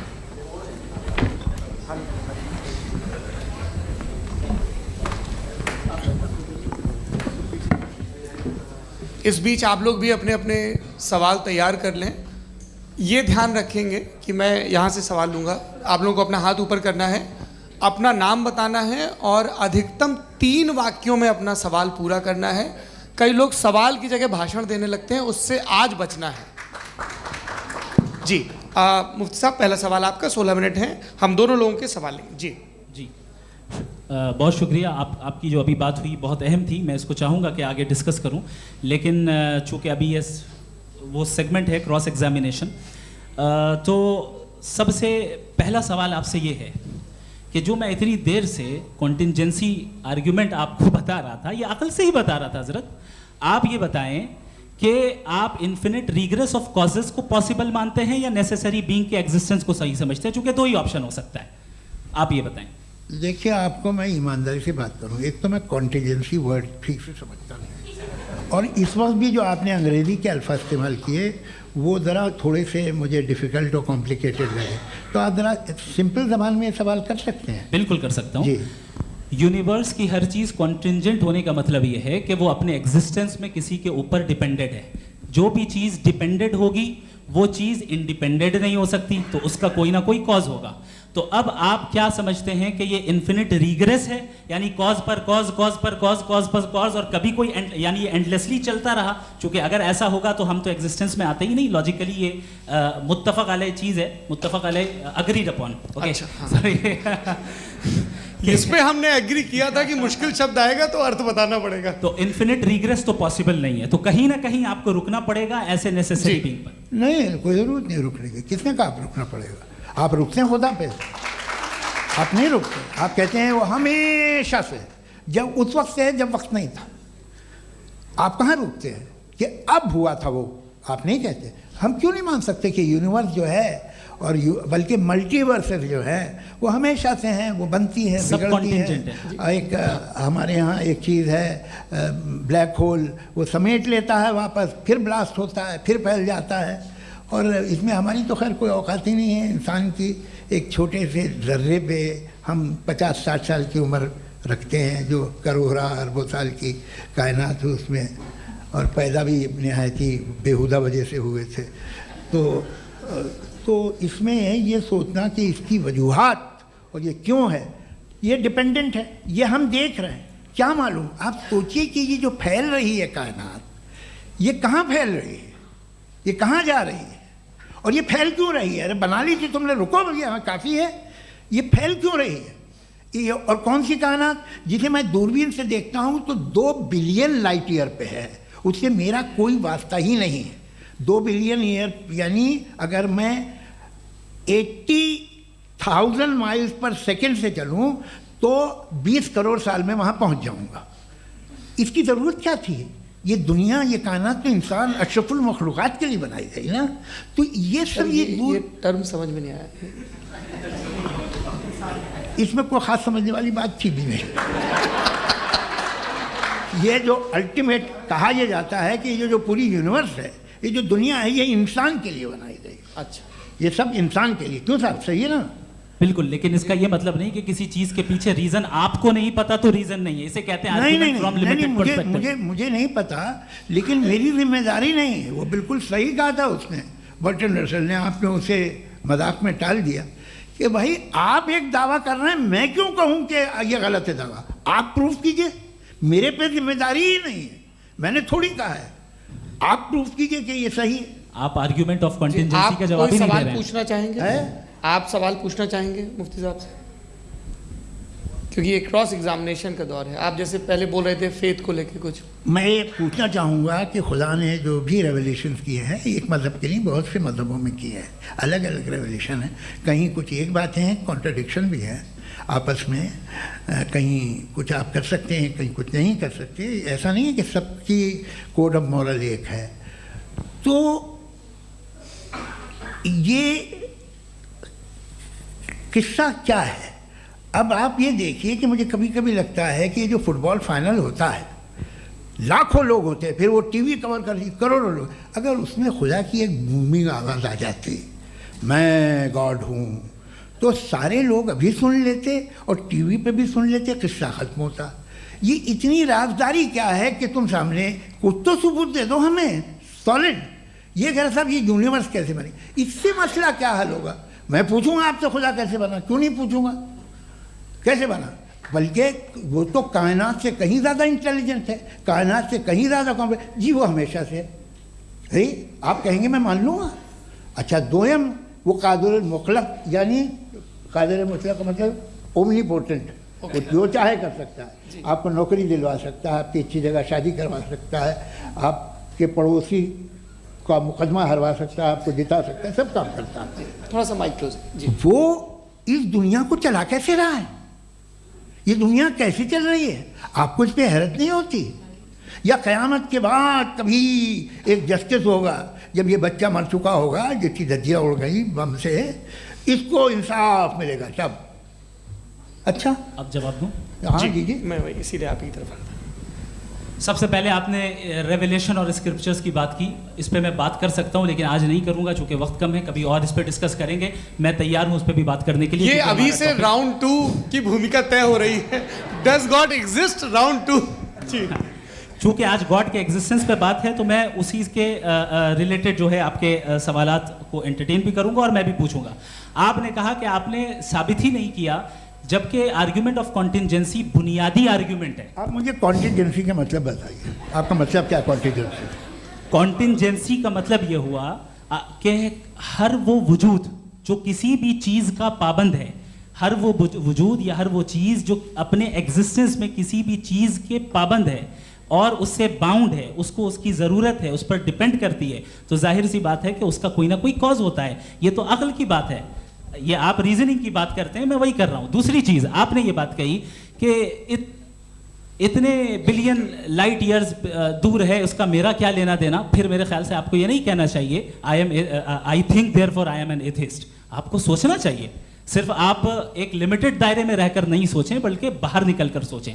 आपने तीसरा सवाल किया, आपने सर, 2-3 सवाल एक साथ किए। ऐसी बातें ना कीजिए, कुछ लोगों को इतराज़ हो जाएगा आप पे कि आप कुछ भी सोचिए। ये इजाज़त आपको है नहीं, मुझे है।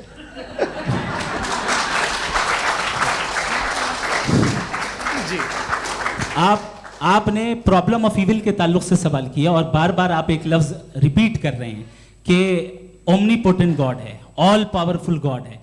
यही तो दरअसल समझना है कि गॉड का कॉन्सेप्ट क्या है। प्रॉब्लम ऑफ इविल जो है, प्रॉब्लम ऑफ इविल दर हकीकत 2 असम्पशंस पर कायम है। अगर आप इन 2 असम्पशंस को समझ जाएं तो ये प्रॉब्लम नहीं रहेगी, आर्ग्यूमेंट आपको समझ में आ जाएगी कि ये कोलैप्स कर जाता है।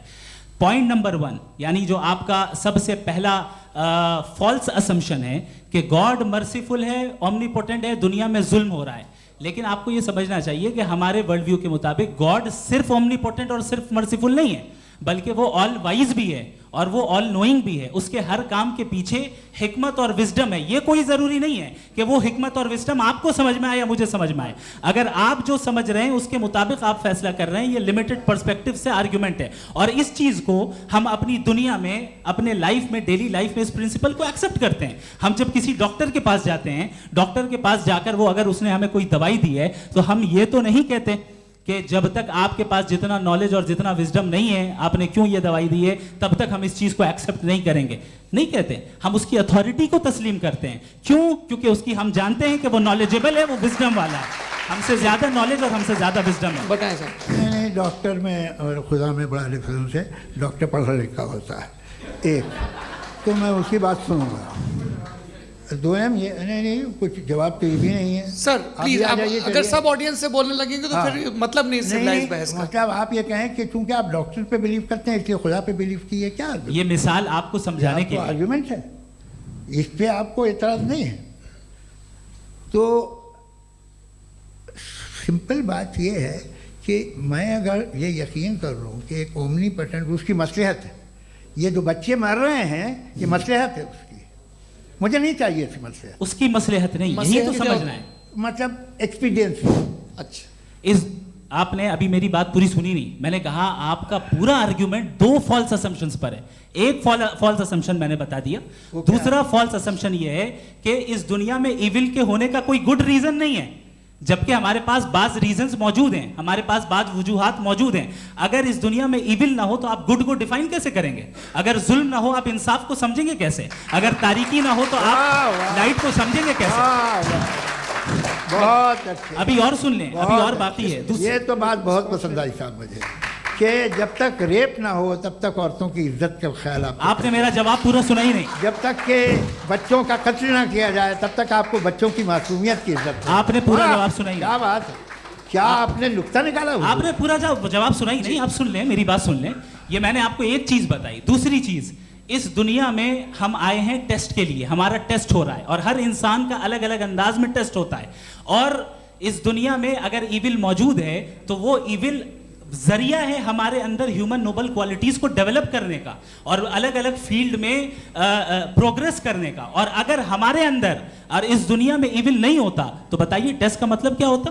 अगर मैं अपने स्टूडेंट को एमसीक्यूज दूं और उसमें सिर्फ राइट आंसर लिख कर दे दूं और कहूं तुम्हारा टेस्ट हो गया, ये मीनिंगलेस है। इस दुनिया में अगर हम टेस्ट के लिए आए हैं तो जाहिर है गुड एंड इविल दोनों मौजूद है।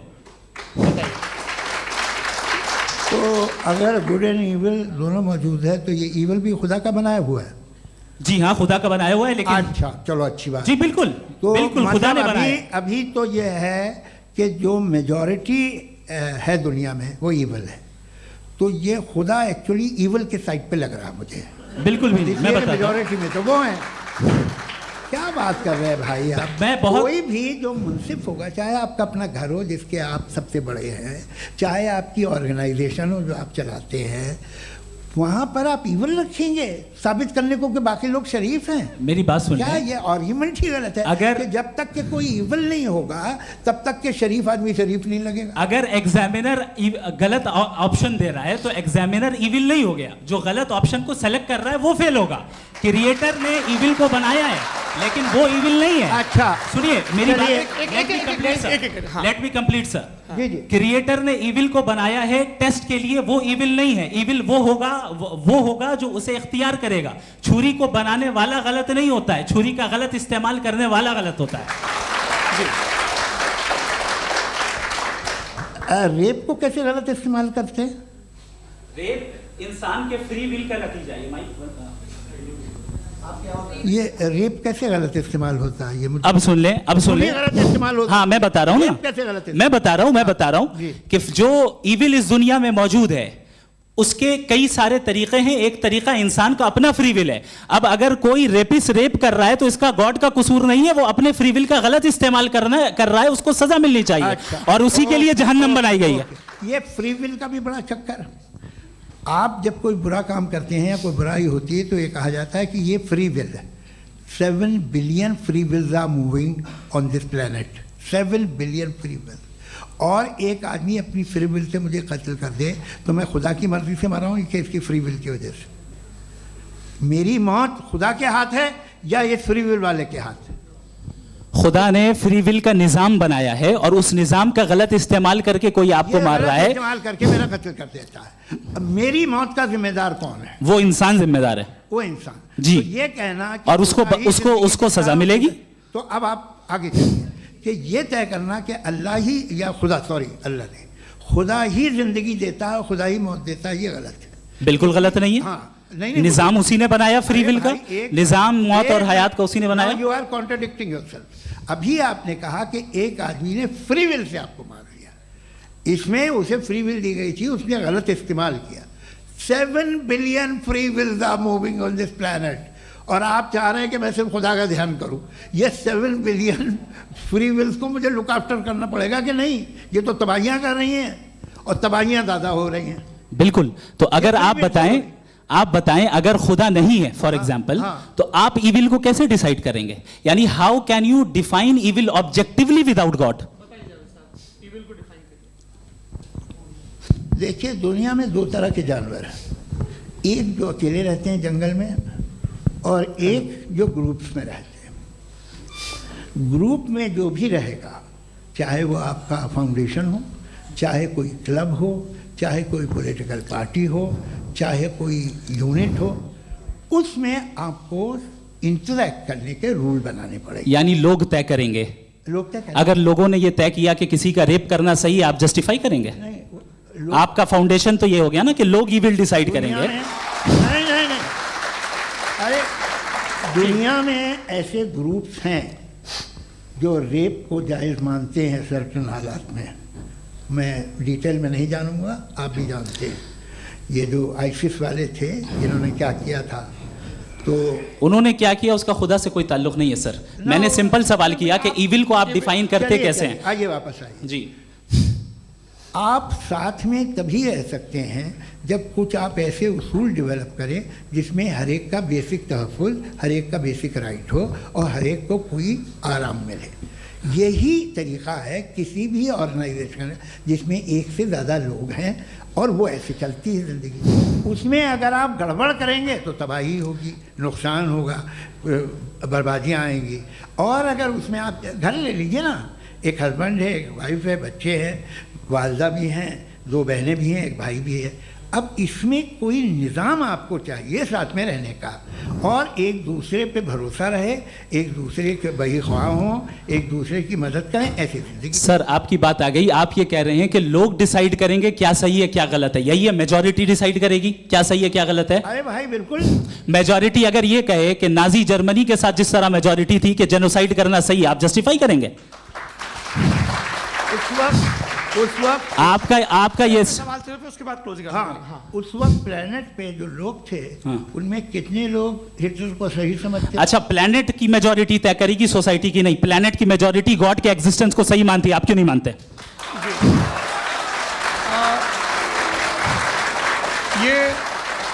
हेलो ये क्रॉस क्वेश्चन का राउंड यहाँ पर समाप्त होता है। और ये बड़ा अच्छा है कि इस तरह से फ्रेगमेंट कर दिया गया है ताकि जो मरकरी ऊपर जा रहा है नीचे जवाब दे दूं जी। प्लेनेट की ज़्यादातर मेजॉरिटी कुछ दूसरे मजहबों के खुदा को मानती है। आप उन्हें क्यों नहीं, आप तो मेजॉरिटी की बात कर रहे हैं। अच्छा, ये क्लोजिंग आप ये कह रहे हैं इविल और गुड को डिसाइड मेजॉरिटी करेगी, मेजॉरिटी जो कर दे वो सही हो जाएगा। क्लोजिंग इसको जैसा आप ही लोगों ने तय किया है उसी फॉर्मेट को फॉलो कर लेते हैं। हाँ भाई, मैंने तो भले लोगों पे एतबार किया और तब मॉडरेशन तय किया जी। आपके पास 5 मिनट का वक्त है, क्लोजिंग आर्ग्यूमेंट है, उसके बाद हम ऑडियंस से क्वेश्चन आंसर लेंगे जावेद साहब की क्लोजिंग आर्ग्यूमेंट के बाद। ओके, बहुत शुक्रिया जी। हमारा जो टॉपिक है डज गॉड एग्जिस्ट, मैं इस पे इतने एकेडमिक तैयारी करके आया था, मुझे था कि मैंने सोचा था कि कई सारे मैं आर्ग्यूमेंट्स दूंगा, लेकिन वक्त की भी किल्लत और जावेद साहब बार बार इधर उधर चले जा रहे थे तो उसको भी थोड़ा एंटरटेन करना पड़ गया।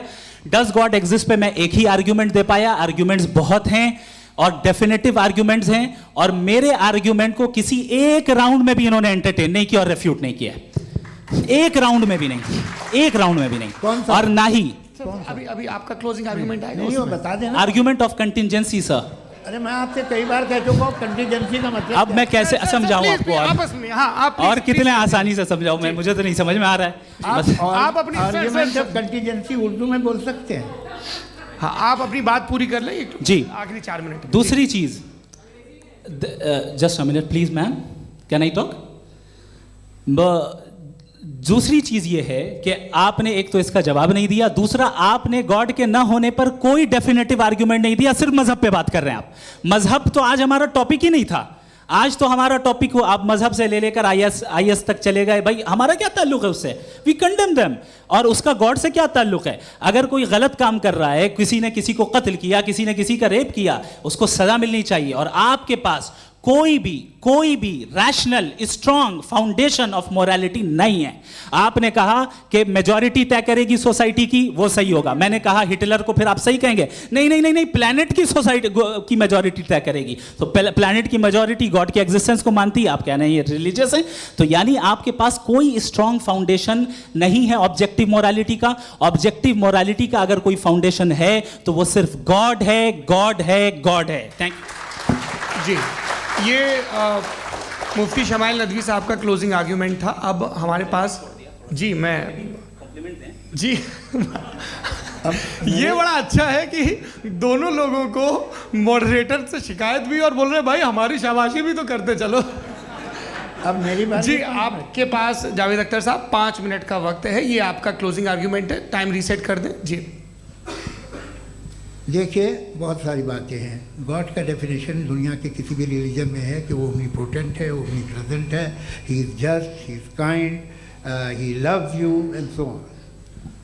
मैं जब दुनिया देखता हूँ तो मुझे कोई ऐसा सुप्रीम पावर यहाँ दिखाई नहीं देती है जो इंसान की बहबूदी के लिए कुछ कर रही हो, कमज़ोर को बचा रही हो, मदद कर रही हो, जालिम को पीछे हटा रही हो। मैं नहीं देखा, तारीख़ में नहीं। एक तो अगर है और ये देख रहा है तमाशा, तो उसका होना न होना बराबर है। दोयम ये कि ये जो है, जब आप ये कहते हैं कि कायनात जिसकी कंटीजेंसी है, मैं देखिए वो लफ्ज़ इस्तेमाल किया मैं, तो ये कैसे हो सकती है भाई? और फ़ौरन आप सरेंडर कर देते हैं कि जाहिर है कि इसका बनाने वाला तो इससे 10,000 गुना ज़्यादा कॉम्प्लिकेटेड होगा। उस पर आपके होने पे कोई इतराज़ नहीं है। उसे वो टाइमलेस है, वो पहले से था, टाइम तो बहुत बाद में आया, ये सब आप मानने को तैयार है, जिसका आपके पास कोई सबूत नहीं, आपके पास कोई रीज़न नहीं है। आपकी तारीख क्या है मज़हबों की, बिलीफ की, जो खुदाओं का बिलीफ है, ये कॉन्स्टेंटली गलत साबित होता रहा है। मतलब आप कहें कि अरिस्टोटल के ज़माने में तो सब जाहिल थे, वो भी इतने ही यकीन से खुदा पे यकीन रखते थे, जो अब नहीं रहा, ये भी नहीं रहेगा, आप लिख लीजिए। और इसके आसार आपको दुनिया में दिखाई देना शुरू हो चुके हैं। ये बहस क्या आज से 100 साल पहले इस तरह हो सकती थी? यहाँ तक तो आपको हम ले आए हैं। तो सर अरे इनको मदद की ज़रूरत नहीं भाई, ये सेल्फ सफिशिएंट आदमी है, आप क्यों इनकी मदद कर रहे हैं? Sir please. तो ये जो है तमाम बातें अपनी जगह हैं। ये एक पैकेज है, आप अकेले, कोई आदमी ऐसा नहीं जो सिर्फ गॉड को मानता हो, उसके साथ बहुत पैराफर्नेलिया आता है, अलग अलग पैराफर्नेलियाज आते हैं। They have always created chaos in the society. मैं तो आपको सीधा ऑफर देता हूँ कि दुनिया में 10 इम्पॉर्टेंट बिलीव्स हैं, आप 1 मानते हैं, 9 नहीं मानते, 9 में आप एथियस्ट हैं, 9 को आप बिल्कुल रीजनेबली मेरी तरह देखते हैं। तो 90 मजहबी आदमी भी 90% एथियस्ट है, वो दूसरे खुदा नहीं मानता, एक खुदा मानता है अपना वाला, बाकियों को कहता है गलत है। अगर आप मानना ही बंद कर दें तो आपका 10% चांस है कि आप सही हैं और 90% चांस है कि आप गलत हैं। मेरा मशवरा है आप मानना छोड़ दिए तो 50% चांस होगा कि आप सही हैं और 50% चांस होगा, 40% आप गेन करेंगे बाय बिकमिंग एथियस्ट।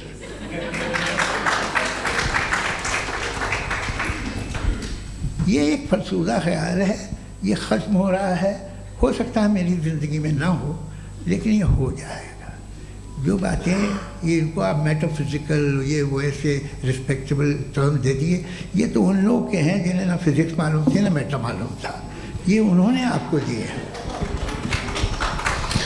जी बहुत शुक्रिया आप दोनों लोगों का। और अब इस बातचीत का आखिरी राउंड शुरू होगा, डज गॉड एग्जिस्ट की ये बहस मुफ्ती शमाइल नदवी और जावेद अख्तर साहब के बीच। आप लोग अपने अपने हाथ ऊपर करेंगे, मैं यहाँ से तय करूँगा। और माइक हमारे पास है क्या? एक ही माइक है ऑडियंस के लिए? 2 माइक है, एक इस तरफ एक इस तरफ, ठीक है। तो जी सबसे पहले हमारी सहयोगी हैं मारिया शकील जी, पूछिए सवाल।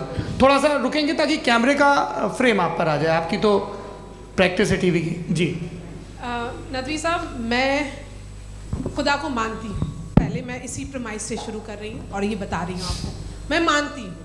लेकिन कुछ सवाल हैं जो जावेद साहब ने उठाया, उसका जवाब आपको देना चाहिए।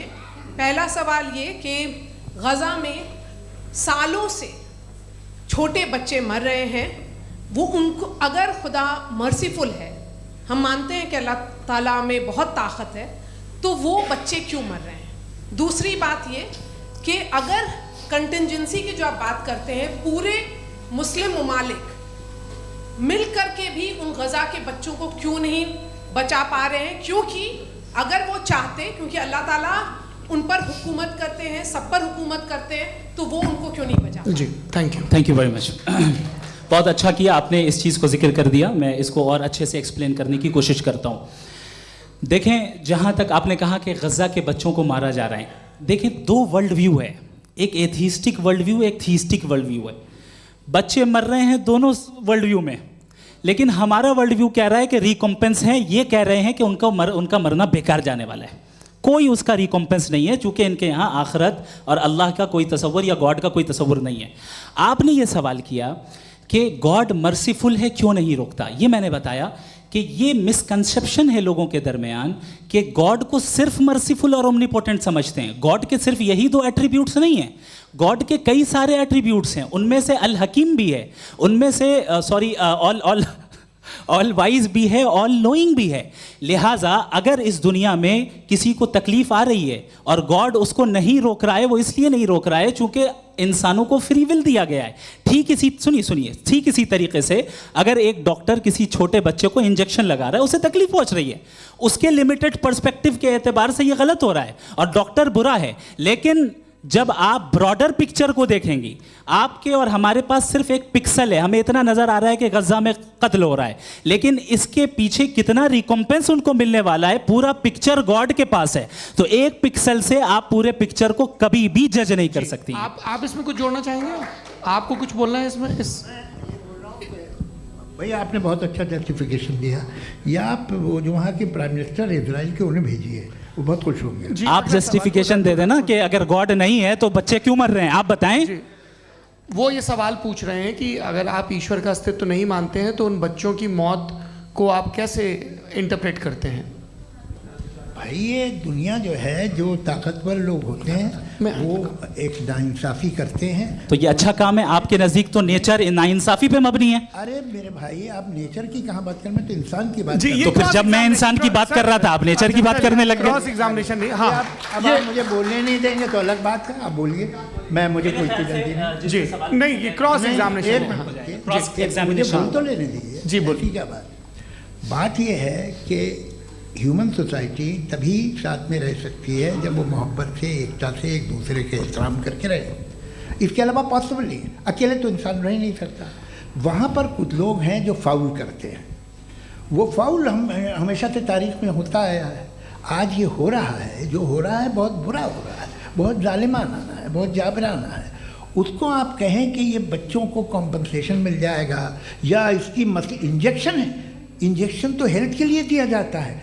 आप ये कह रहे हैं कि ये बच्चों की जो धज्जियां उड़ रही हैं ये इंजेक्शन है, ये टेस्ट है, ये टेस्ट है, और उस टेस्ट में उनको ऐसा रिकॉम्पेंस मिलेगा जो आपके तस्वुर के बाहर है। ये आप 3 बरस के बच्चे को बारूद से उड़ा के टेस्ट ले रहे हैं। वाह, वो नहीं ले रहा है, खुदा नहीं उड़ा रहा है, इजराइल उड़ा रहा है। जी, ये तो उसको कंडेम अगला सवाल लेते हैं प्रोफेसर पुरुषोत्तम अग्रवाल। मुफ्ती साहब, एक निवेदन आपसे है कि कम से कम थोड़ा सा माइक क्लोज एक रिलीजियस और फिलोसफिकल मैं प्लीज, एक रिलीजियस और फिलोसफिकल ट्रेडिशन है जो ब्रह्मांड को यानी यूनिवर्स को ही अंतिम मानती है। सर्वम खलु इदम ब्रह्मम, this is Chandogya Upanishad, and it completely rules out the existence और नेसेसिटी, आपके शब्दों में necessity of a creator. The creation itself is the creator. तो एक minute please.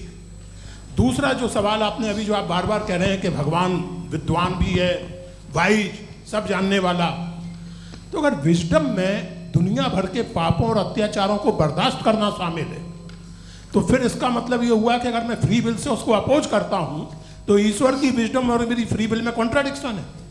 Because when I am opposing whatever is happening in Gaza, then I am opposing the God's will और God's wisdom. जवाब लेते हैं क्योंकि तो God की wisdom में, एक मिनट सर प्लीज सर, ये एक जुमला, गॉड की विजडम है कि गाजा में जो कुछ हो रहा है वो हो रहा है, मैं उसको अपोज कर रहा हूं, तो मैं गॉड की विजडम के खिलाफ जा रहा हूं। एक सवाल। दूसरा ये नहीं, आपने 2 already.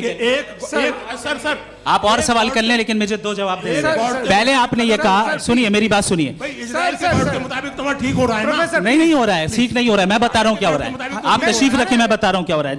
Late me complete please. एक सेकंड गाइस, एक सेकंड। ये देखिए, ऐसा है कि ये सब बड़ा आपस में विचार विमर्श के बाद ये तय हुआ था कि कुछ नियम बना लिए जाएं ताकि एक टाइम बाउंड बातचीत चले। और भाई साहब, आप बड़ा ज़रूरी काम कर रहे हैं, लेकिन कैमरे के फ्रेम में आके उस काम को गड़बड़ कर दे रहे हैं। ठीक है गुरु, अब मेरे को कहीं का गुस्सा कहीं निकालना था, सॉरी। नहीं, कोई गुस्सा नहीं है जी। तो प्रोफेसर ने सवाल पूछे, आप उनके जवाब दें, और थोड़ा ये सब लोग थोड़ा ख्याल रखें भाई, सवाल संक्षिप्त रखें जी। आपने 2 सवाल किया।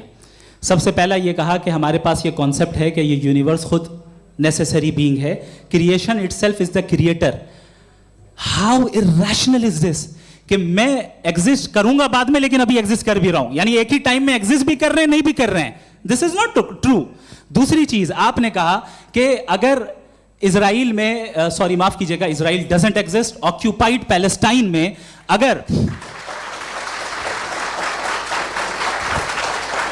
अगर ऑक्यूपाइड पैलेस्टाइन में बच्चों को मारा जा रहा है फ्री विल की वजह से और गॉड नहीं रोक रहा, ये कॉन्ट्रडिक्शन है। ये बताइए कि एक एग्जाम में एक बच्चा गलत आंसर लिख रहा है, सुनिए, एग्जामिनर चाहे तो रोक सकता है, क्यों नहीं रोक रहा है? ये कॉन्ट्रडिक्शन है या कॉन्ट्रडिक्शन नहीं है?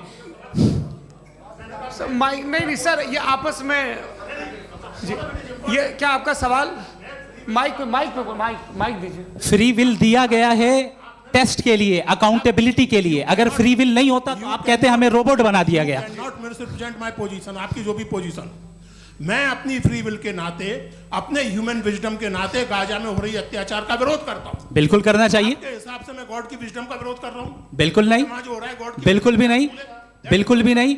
उसका वहां पर गाजा में कत्ल होना ये इंसानों के गलत इस्तेमाल का नतीजा है, फ्री विल के इस्तेमाल का नतीजा है। गॉड इसका हुक्म नहीं देता, उससे रोकता है। यही तो मसला है ना। आपके लिए कॉन्सेप्ट क्लियर नहीं भाई, आपने तो बताया था इंजेक्शन लगाने से बच्चे को तकलीफ होती है, ये इंजेक्शन लगा। सर आप ऐसे रेटोरिक स्टेटमेंट दे तब तो कोई मसला नहीं समझते रहेंगे। This is a rhetoric statement, this is not a logical argument sir. I am sorry, I am sorry. आखिरी 30 मिनट बड़े मुश्किल होने वाले हैं। जी मुफ्ती साहब आगे बैठे हैं, इनको माइक दीजिए।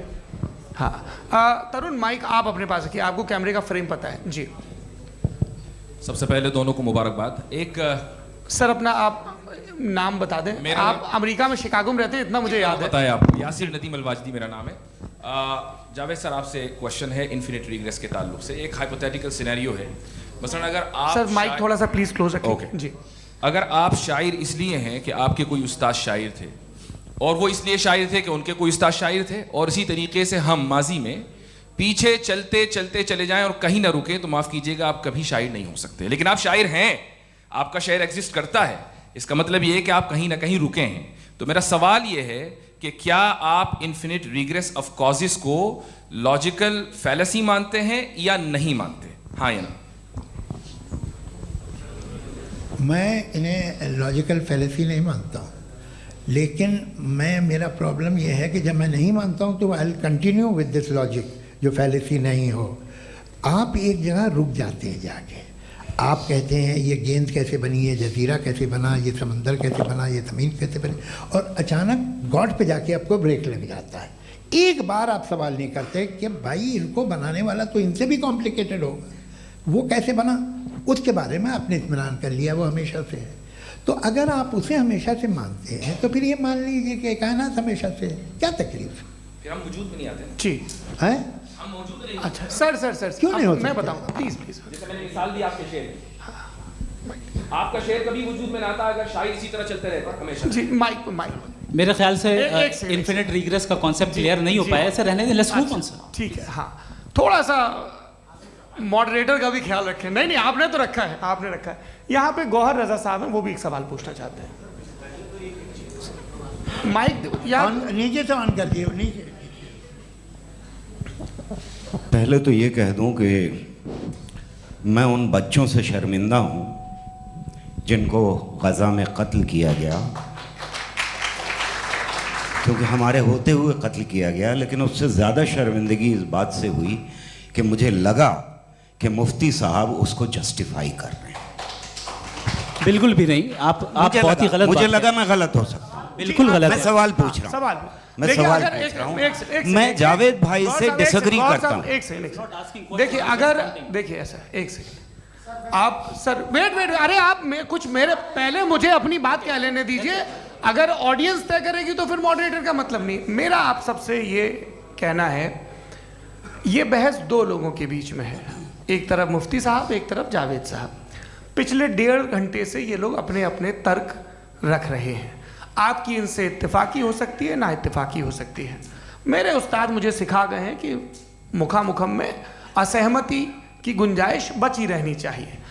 अगर मैं आपकी बहुत इज्जत करता हूँ गौहर साहब, आपने जो कमाल की किताबें लिखी, साइंटिफिक टेम्परामेंट, लेकिन मेरी ये गुजारिश है आप सब से कि यदि आप इन लोगों ने जो बोला उन पर टिप्पणियां करेंगे तो ना वक्त की पाबंदी रहेगी, ना वो अनुशासन। आप सवाल पूछ लें, उस सवाल में जो बात आ जाए वो आ जाए। मैं जावेद साहब से डिसएग्री करता हूँ, इसलिए जावेद साहब से सवाल पूछ रहा हूँ। आपका सवाल जावेद अख्तर साहब से। और सवाल ये है मेरा कि जावेद साहब ने कई बार लॉजिक का इस्तेमाल किया कि साइंस में लॉजिक है और रिलीजन में लॉजिक नहीं है। मेरा ख्याल ये है कि रिलीजन में भी लॉजिक है, लेकिन उस लॉजिक की बेसिस ये है कि आप रुक जाते हैं, जिसका जिक्र जावेद साहब ने बार बार किया, यानी खुदा के तसव्वुर पे आते हुए, गॉड के तसव्वुर पे आते हुए रुक जाते हैं। और इसमें सवाल पूछना मतलब फॉरबिडन होता है। सवाल ये है कि क्या जावेद साहब इससे एग्री करते हैं कि साइंस की लॉजिक अलग है और रिलीजन की लॉजिक अलग है। बताइए सर। देखिए, तीन चीज़ें हैं। साइंस है, एक है मंतिक है, इस्तिदलाल है, और एक जो है कुछ भी नहीं है, फेथ है, अकीदा है।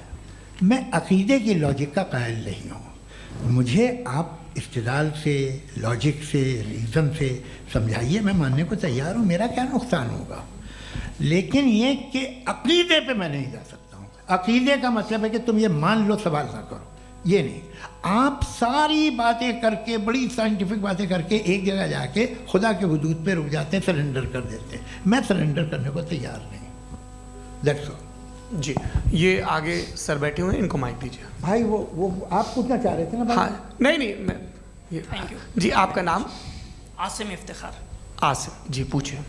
सर, जावेद सर से सवाल है कि आपने अपने माइक थोड़ा करीब रखिए। अपने क्लोजिंग स्टेटमेंट में ये बात कही थी कि मज़हब का जो फ्यूचर है वो ज़्यादा दिन नहीं जाने वाला है, लेकिन मैं देख पा रहा हूँ कि जो ऑक्सफोर्ड यूनिवर्सिटी की एक स्टडी है 2011 में हुई है, जिसके 50 एकेडमिशियंस ने इसको अंजाम दिया था, उसमें वो ये कहते हैं कि जो फेथ इन गॉड है वो इनबिल्ट है ह्यूमन नेचर के अंदर, जिसको हम कहते हैं फितरत के अंदर शामिल है वो।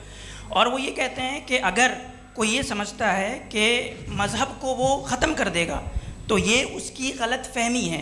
तो आप इसके बारे में, इस स्टडीज़ के बारे में क्या कहते हैं? ठीक है, मैं उनसे एग्री नहीं करता हूँ। वो कौन से प्रोफेसर होंगे? ऐसा उनके क्या पास डेटा है, इन्होंने डेटा के बेस होगा।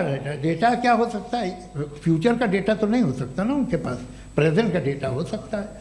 डेटा आपने सुना 100 साल पहले का बाद का डेटा? मैंने तो नहीं सुना आज तक। तो आज उनकी ये राय है और होगी राय, ठीक है। दुनिया में तरह तरह की राय है लोग, लेकिन मैं समझता हूँ कि वक्त के साथ इंसान ज़्यादा से ज़्यादा रीज़नेबल और लॉजिकल होता जा रहा है। आज आप देखिए वेस्टर्न यूरोप में क्या परसेंटेज है नॉन बिलीवर्स की, बहुत हाई। वहाँ चर्च खाली पड़े होते हैं। तो अल्टीमेटली तो इंसान कोई ऐसी बात बहुत अरसे तक नहीं मान सकेगा, चाहे गलत या सही, जो उससे उसके दिमाग को, उसके जहन को, उसकी लॉजिक को अपील न करे। वो कह रहे हैं तो ऑक्सफोर्ड के होंगे तो कैम्ब्रिज के होंगे, तो मुझे क्या लेना देना। उनका डेटा मुस्तकबिल का नहीं हो सकता है। जी। दीपक, हाँ पूछिए। मैं आऊँगा, अभी पीछे की साइड भी आऊँगा, माइक वहीं भेजूंगा 2-3 साल के लिए। जी जावेद साहब, आपसे सवाल है। नमस्ते। अरे भाई सर, अगर आप ही लोग को तय करना है तो फिर 200 लोग तय कर लें। ये एक साथ नहीं sir, please don't do this sir. Everybody has a right sir, but we can only take selected questions. No sir, ये यंग लोग भी हैं तो इनकी ये अब उतने यंग, भाई आप यंग हैं कि नहीं हैं? वो कह रहे हैं वो भी यंग हैं साहब, आप उनकी नौजवानी पर दावा उनको ही करने थे। हाँ मुफ्ती साहब, आप यंग, हाँ पूछे। अरे भैया सर, मेरा सवाल ये है, कुछ इनसे भी तो पूछो। जी नहीं, बस आपसे एक सवाल है। जैसे थीस्टों के पास अपने जो ईश्वर को मानते हैं उनके पास अपने सोशल गेट टुगेदर्स हैं। 5 रोज़ आज क्रिसमस आने वाला है, होली है, दिवाली है, ईद है। एथिस्ट क्या ऑफर कर रहे हैं? मतलब मैं इनकी दुकान से मैं आना चाहता हूँ उस तरफ, पर मैं अट्रैक्ट नहीं हो पा रहा हूँ। मैं सोशल गेट टुगेदर्स क्या है आपके पास? वो ये कह रहे हैं कि जो धार्मिक लोग हैं, अलग अलग धर्म के लोग, उनके उत्सव त्योहार, कॉन्ग्रेगेशन बहुत हैं। अब आपको मैं एक सुनाता हूँ, यहाँ हिस्टोरियन भी बैठे हैं। मृदुला जी, आप बताइएगा सही है क्या? ये एक कॉन्स्टेंटाइन, एक ग्रीक रोमन बादशाह था जो क्रिश्चियनिटी आने के 400 साल बाद उसने डिसाइड किया कि मैं क्रिश्चियन हो जाऊंगा, मेरी पूरी स्टेट कैंसिल हो जाएगी। उस ज़माने में ऐसे ही होता था, राजा जो धर्म इख्तियार करता था वो जनता भी कर लेती थी। इसलिए कि वो हो गया था बैंकक्रप्ट, और उसे जो मेडिटेरियन कोस्ट के रिच क्रिश्चियन वो थे मर्चेंट, उससे पैसा चाहिए था। तो उसने कहा यार क्रिश्चियन हो जाओ। तो उसने अपने वजीर से कहा कि भाई ये हिस्ट्री है कि अब हम लोग क्रिश्चियन हो जाते हैं। पहले सर हो जाएंगे, कोई प्रॉब्लम नहीं है, लेकिन एक प्रॉब्लम ये है कि 17 दिसंबर से 25 दिसंबर तक जो पेगन फेस्टिवल होता, जो पेगन जो फेस्टिवल होता है वो बंद हो जाएगा, इसलिए कि हम क्रिश्चियन हो गए तो होगा नहीं। तो वो बच्चों को बहुत बुरा लगेगा, पब्लिक को बहुत इन्जॉय करते हैं, ख़ासतौर से 25 को मेन डे। उसने कहा ये तो सही कह रहे हो, ये जीसस क्राइस्ट की पैदाइश कब थी? कहते साहब वो अप्रैल में थी। नहीं, कट करो, वो 25 दिसंबर को है। यह हकीकत है। और 400 साल बाद क्रिश्चियनिटी के अप्रैल से दिसंबर ले आए, और इसलिए कि यहाँ पेगन फेस्टिवल होता था। अब मनाते हैं आप आराम से। ये जो सारे फेस्टिवल हैं ये रिलीजन से, हर एक को एक इंटरटेनमेंट डिपार्टमेंट चाहिए होता है अपनी कंपनी चलाने के लिए। तो ये रिलीजन ने, ये सेकुलर त्योहार थे जिन्हें रिलीजन्स ने ले लिया है। ये मौसम के थे, फसलों के थे, किसानों के थे, उसको आपने लेके रिलीजियस रंग दे दिया। ये कोई रिलीजन से थोड़ी आए आप। अच्छा हमें देखिए, हम तो मुल्द हैं, हम ईद मनाते हैं, हम दिवाली मनाते हैं, हम होली मनाते हैं, हम क्रिसमस मनाते हैं। बम्बई की फिल्म इंडस्ट्री की सबसे बड़ी होली हमारे घर में होती है, सबसे बड़ी ईद हमारे घर में होती है। वो हमारी सोशल वो है, हमारे हेरिटेज है। ऐसा थोड़ी है कि we will throw the baby along with the water. ये तो अच्छी चीज़ है, इन्हें रखो, जो बेकार है फेंक दो। जी हाँ, हेलो जी, मेरा सवाल नादवी जी से है। जैसा कि आपने बोला कि गॉड टाइम के भी परे हैं और गॉड इतनी कॉम्प्लेक्स चीज़ है कि उसे ह्यूमन माइंड समझ नहीं सकता, और गॉड ने अर्थ पे फ्री विल भी दे दी है, तो आप अपना वक्त ज़ाया क्यों कर रहे हैं गॉड के बारे में बात करके? अपन को तो बात करनी चाहिए कि सोसाइटी को बेहतर कैसे करें। जी मैं गॉड वही बताता है सोसाइटी को कैसे बेहतर करे। अभी मैं आपका जवाब देता हूँ। आपने कहा कि टाइम पे वो एग्जिस्ट नहीं करता, नहीं, मेरा सवाल ये है कि जैसा आपने बोला कि गॉड बहुत ही कॉम्प्लेक्स चीज़ है। मैंने कहा ही नहीं कि कॉम्प्लेक्स है, तो आपके अल्फाज हैं। कॉम्प्लेक्स का लफ्ज गॉड के लिए सुइटेबल नहीं है। क्यों? क्योंकि कॉम्प्लेक्स वो चीज़ें होती हैं जो ऑब्जेक्ट हो। God is not an object जिसको आप इंस्ट्रूमेंट के जरिए लेबोरेटरी में जाके टेस्ट करें, oh it's very complex. No, वो कोई कार का इंजन नहीं है। वो फिलोसॉफिकली नेसेसरी बीइंग ऐसी बीइंग है जो सिंपल बीइंग है। हाँ, आप उसको मुकम्मल तौर पे उसकी तमाम हिकमतों को जान ले और हर चीज़ को जान ले, ये पॉसिबल नहीं है, क्योंकि वो ऑल वाइज है, आप ऑल वाइज नहीं है, और वो खुदा है, वो आपको सारी चीज़ें बता दे, ये ज़रूरी नहीं। मेरा सवाल ये नहीं था। मेरा सवाल ये था कि जब गॉड इतना परे है इस दुनिया से कि उसने अर्थ पे फ्री विल भी दी है, हम सब ह्यूमंस की फ्री विल है, और जो सोसाइटी में हो रहा है वो अपन लोग डिसाइड करेंगे, तो अपन लोग डिसाइड नहीं करेंगे ना, अपन लोग डिसाइड नहीं करेंगे। गॉड जो है, गॉड ने वो उसकी जात, उसकी एग्जिस्टेंस टाइम एंड स्पेस से परे है, लेकिन वो हमारा टेस्ट ले रहा है और उसी गॉड ने हमें बताया कि तुम्हें क्या करना है क्या नहीं करना है, तो जाहिर उस गॉड की बात सुनेंगे ना हम। जी, वो पीछे एक चश्मा लगाए जो मैम खड़ी हैं, उनको दीजिए। हाँ आप जी जी बिल्कुल आएंगे। देखिए मैं कोशिश कर रहा हूँ सब तरफ जाने की। हाँ उनको दीजिए माइक। जी हेलो सर, मैं ओमनी प्रेजेंट नहीं हूँ, टाइम पाबंद हूँ और जहाँ तक कोशिश कर सकता हूँ करूँगा। जी अपना नाम बताइए। मेरा नाम उर्सुला है, मैं दिल्ली यूनिवर्सिटी की एक स्टूडेंट हूँ और मैं स्टूडेंट फेडरेशन ऑफ इंडिया से हूँ। मेरा सवाल मुफ्ती जी से है कि इस हॉल के इस कमरे में बैठ के हम लोग रेप की मोरालिटी के बारे में फिलॉसफिकली बात तो कर सकते हैं, बट असलियत ये है कि रोज़मर्रा की ज़िंदगी में औरतें रेप के थ्रू गुजरती हैं, और हम लोग सिर्फ नंबर्स पे इस तरह नहीं देख सकते, क्योंकि कितनी औरतें हैं इन कंट्रीज़ में जहाँ पे आप बता रहे हैं कि केसेस कम हैं, जिनका एक्सेस है कि वो जाके केस फाइल कर सकें। कितनी औरतें हैं जो जिनको काम करने की आज़ादी है उन कंट्रीज़ में। यूरोप में ये आज़ादी आ गई, यूरोप में ये रूल्स आ गए, तो हम आज उसके बारे में बात कर पा रहे हैं। जी जवाब। आपने ये कहा कि कमरे में बंद होकर हम लोग इस पर फिलोसफिकली बात कर सकते हैं, लेकिन हकीकत में क्या हो रहा है, वो ग्राउंड लेवल पे क्या हो रहा है जो बहुत गलत हो रहा है, और वो सफ़र कर रही हैं। आई एग्री, बहुत गलत हो रहा है, और जो गलत हो रहा है उसको हमें रोकना है। और क्यों रोकना है, वो गलत क्यों है, हमारे पास इसका ऑब्जेक्टिव फाउंडेशन है, इनके पास उसका ऑब्जेक्टिव फाउंडेशन नहीं है। मैं ये कहना चाह रहा हूँ कि जहाँ पे भी जुल्म हो रहा है, जहाँ पे भी औरत पे जुल्म हो रहा है, या उसकी इज्जत लूटी जा रही है, या उसे तकलीफ पहुँचाई जा रही है, और सिर्फ औरत नहीं, किसी इंसान के ऊपर भी जुल्म हो रहा है, तो उसके खिलाफ खड़ा होना, ये मॉरलिटी हमारे पास गॉड के पास से आई है। वरना जावेद साहब तो कह रहे हैं कि जो है मेजॉरिटी डिसाइड करेगी, तो मेजॉरिटी तो कभी भी बदल सकती है। क्या आप नातू? हाँ। ये थोड़ी सी आपको गलतफहमी है। मैं अगर मेरे जुमले से ये मदनत निकला या मैंने कहा, तो ये जुमला मैं वापस लेता हूँ। ये मेरा मतलब ही नहीं था कि मेजॉरिटी डिसाइड करेगी। मेजॉरिटी डिसाइड करे तो दुनिया में बड़ी, वैसे आपने कहा था ये जुमला। अच्छा हो सकता है, मैं मान रहा हूँ, बाद में रिकैप कर लेंगे। अरे एक सेकंड, मैं अपनी एक्सप्लेनेशन देता हूँ। मुनासिब बात यह है कि हम सब के सब दिल में जानते हैं कि कि क्या अच्छा है क्या बुरा है, हमें पता है अच्छी तरह से। जो लोग बुरे काम करते हैं उन्हें भी मालूम अच्छा क्या है। यही तो सवाल था हजरत सर, कि फिर सर, ये मोरालिटी आई कहाँ से? क्रॉस एग्जामिनेशन, हाँ जी, हाँ जी। मोरालिटी साथ रहने की डिजायर से आई है। यानी साथ रहकर जो कुछ कह दे जो कुछ कर दे वो हो जाएगा? नहीं नहीं, तो आप कायदे से रह ही कर सकते हैं जब तक लोगों में मोरालिटी हो, वरना क्यास हो जाएगा। ये आपको कैसे पता? जी, हमने देखा ना जहाँ मोरालिटी का क्यास हो गया, हम देखते हैं। कहाँ पे देखते भाई अरे, दुनिया में आप जो ये- कह रहे हैं आप ये- अभी कहीं मैं पे आप अगर लोगों गलत को हो रहा है इस बहस तो के उसको बाद आप मैं गलत लोगों देखिए। को आप सर, मुफ्ती आप साहब, मैं- एपिस्टेमोलॉजी की मुफ्ती बात साहब, कर रहे हैं, मैं ऑन्टोलॉजी की अरे, बात मुफ्ती कर रहा साहब, हूँ। मैं इस बहस के फाउंडेशन बाद आप क्या है? दोनों लोगों को चाय पे फाउंडेशन होस्ट करूंगा, वहां पे क्रॉस एग्जामिनेशन कर लीजिएगा। अभी ऑडियंस का हक मार रहे हैं आप लोग भाई, सर, जस्ट लोग हैं आप लोग।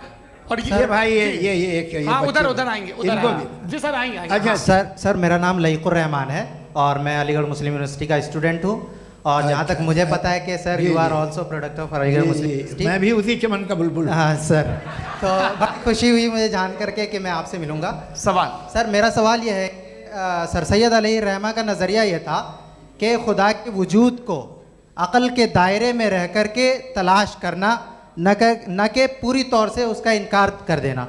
Sir how will you define it? नहीं तो ये तो आप इन्हें बताइए। ये सर, सवाल अक़ल में रह आपसे। के खुदा का वजूद साबित कर रहे हैं। नहीं तो सर आपने सैयद इनकार ने मना किया। कर रखा है, इस वजह से मेरा क्वेश्चन उन्होंने आपसे। यही सर से एक सेकंड, सर सैयद ने यही कहा ना कि जी। अकल से आप खुदा के वजूद को साबित नहीं कर सकते, यही कहा ना भाई। वो उन्होंने कहा कर सकते हैं और वो कर दिया गया आज। वो फोन दो। तलाश करना या साबित करना अकल से अकल से नहीं सर, हो सकता। सर, अरे सवाल तो सुन लीजिए जी। अकल से नहीं हो सकता है, यही कहा ना आपने। अकल से हो सकता है। अरे वो यही कह रहे हैं भाई, आप बता रहे हो सकता है, वो तो कुछ और। आप अगर सर देखो नौजवान, फोन ले लो, वो इतनी बोले। कमाल की यूनिवर्सिटी है। अरे भाई दे दो मेरी ना बात जरा तो- 1 मिनट, अरे दे दो मेरे भाई माइक। मेरी बात सुनो, नहीं, माइक मैं पे समझ- बोलो ताकि जो लाखों लोग देख रहे हैं माइक दे दो ना। अरे देंगे ना माइक, तुम ठहरो तो।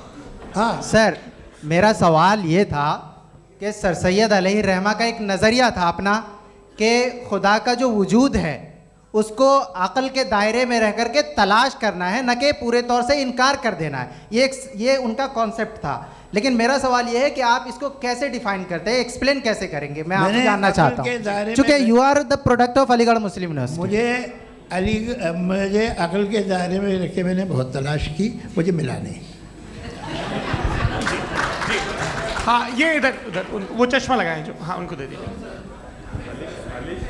जी जी, फटाफट पूछिए, बस 5 मिनट है, 5 मिनट में खत्म हो रहा है। हाँ, अस्सलाम वालेकुम मुफ्ती साहब। एंड मेरा सवाल जावेद अख्तर साहब से। क्या नाम है आपका? अरे भैया सब मुझे जब पूछ रहे हो। फैज फैज फैज, पूछिए फैज साहब। तो मेरा सवाल ये है कि अभी जो एथियस्ट है वो problem of evil argument use कर रहे हैं अगेंस्ट मुस्लिम्स, राइट? कि इस दुनिया में इतना सारा ईविल है और अगेंस्ट मुस्लिम तो यहाँ अगेंस्ट थियस्ट। हाँ, थोड़ा सा करेक्ट कर लीजिए भाई। पूरी मशक्कत ही इसी बात की थी कि किसी एक मजहब पे बात ना टिके। जी, तो बेसिकली ये आर्ग्यूमेंट ऐसा है कि इस दुनिया में इतना ज़्यादा ईवल एग्जिस्ट करता है और अगर एक ऑल गुड गॉड है तो वो रोकता क्यों नहीं है?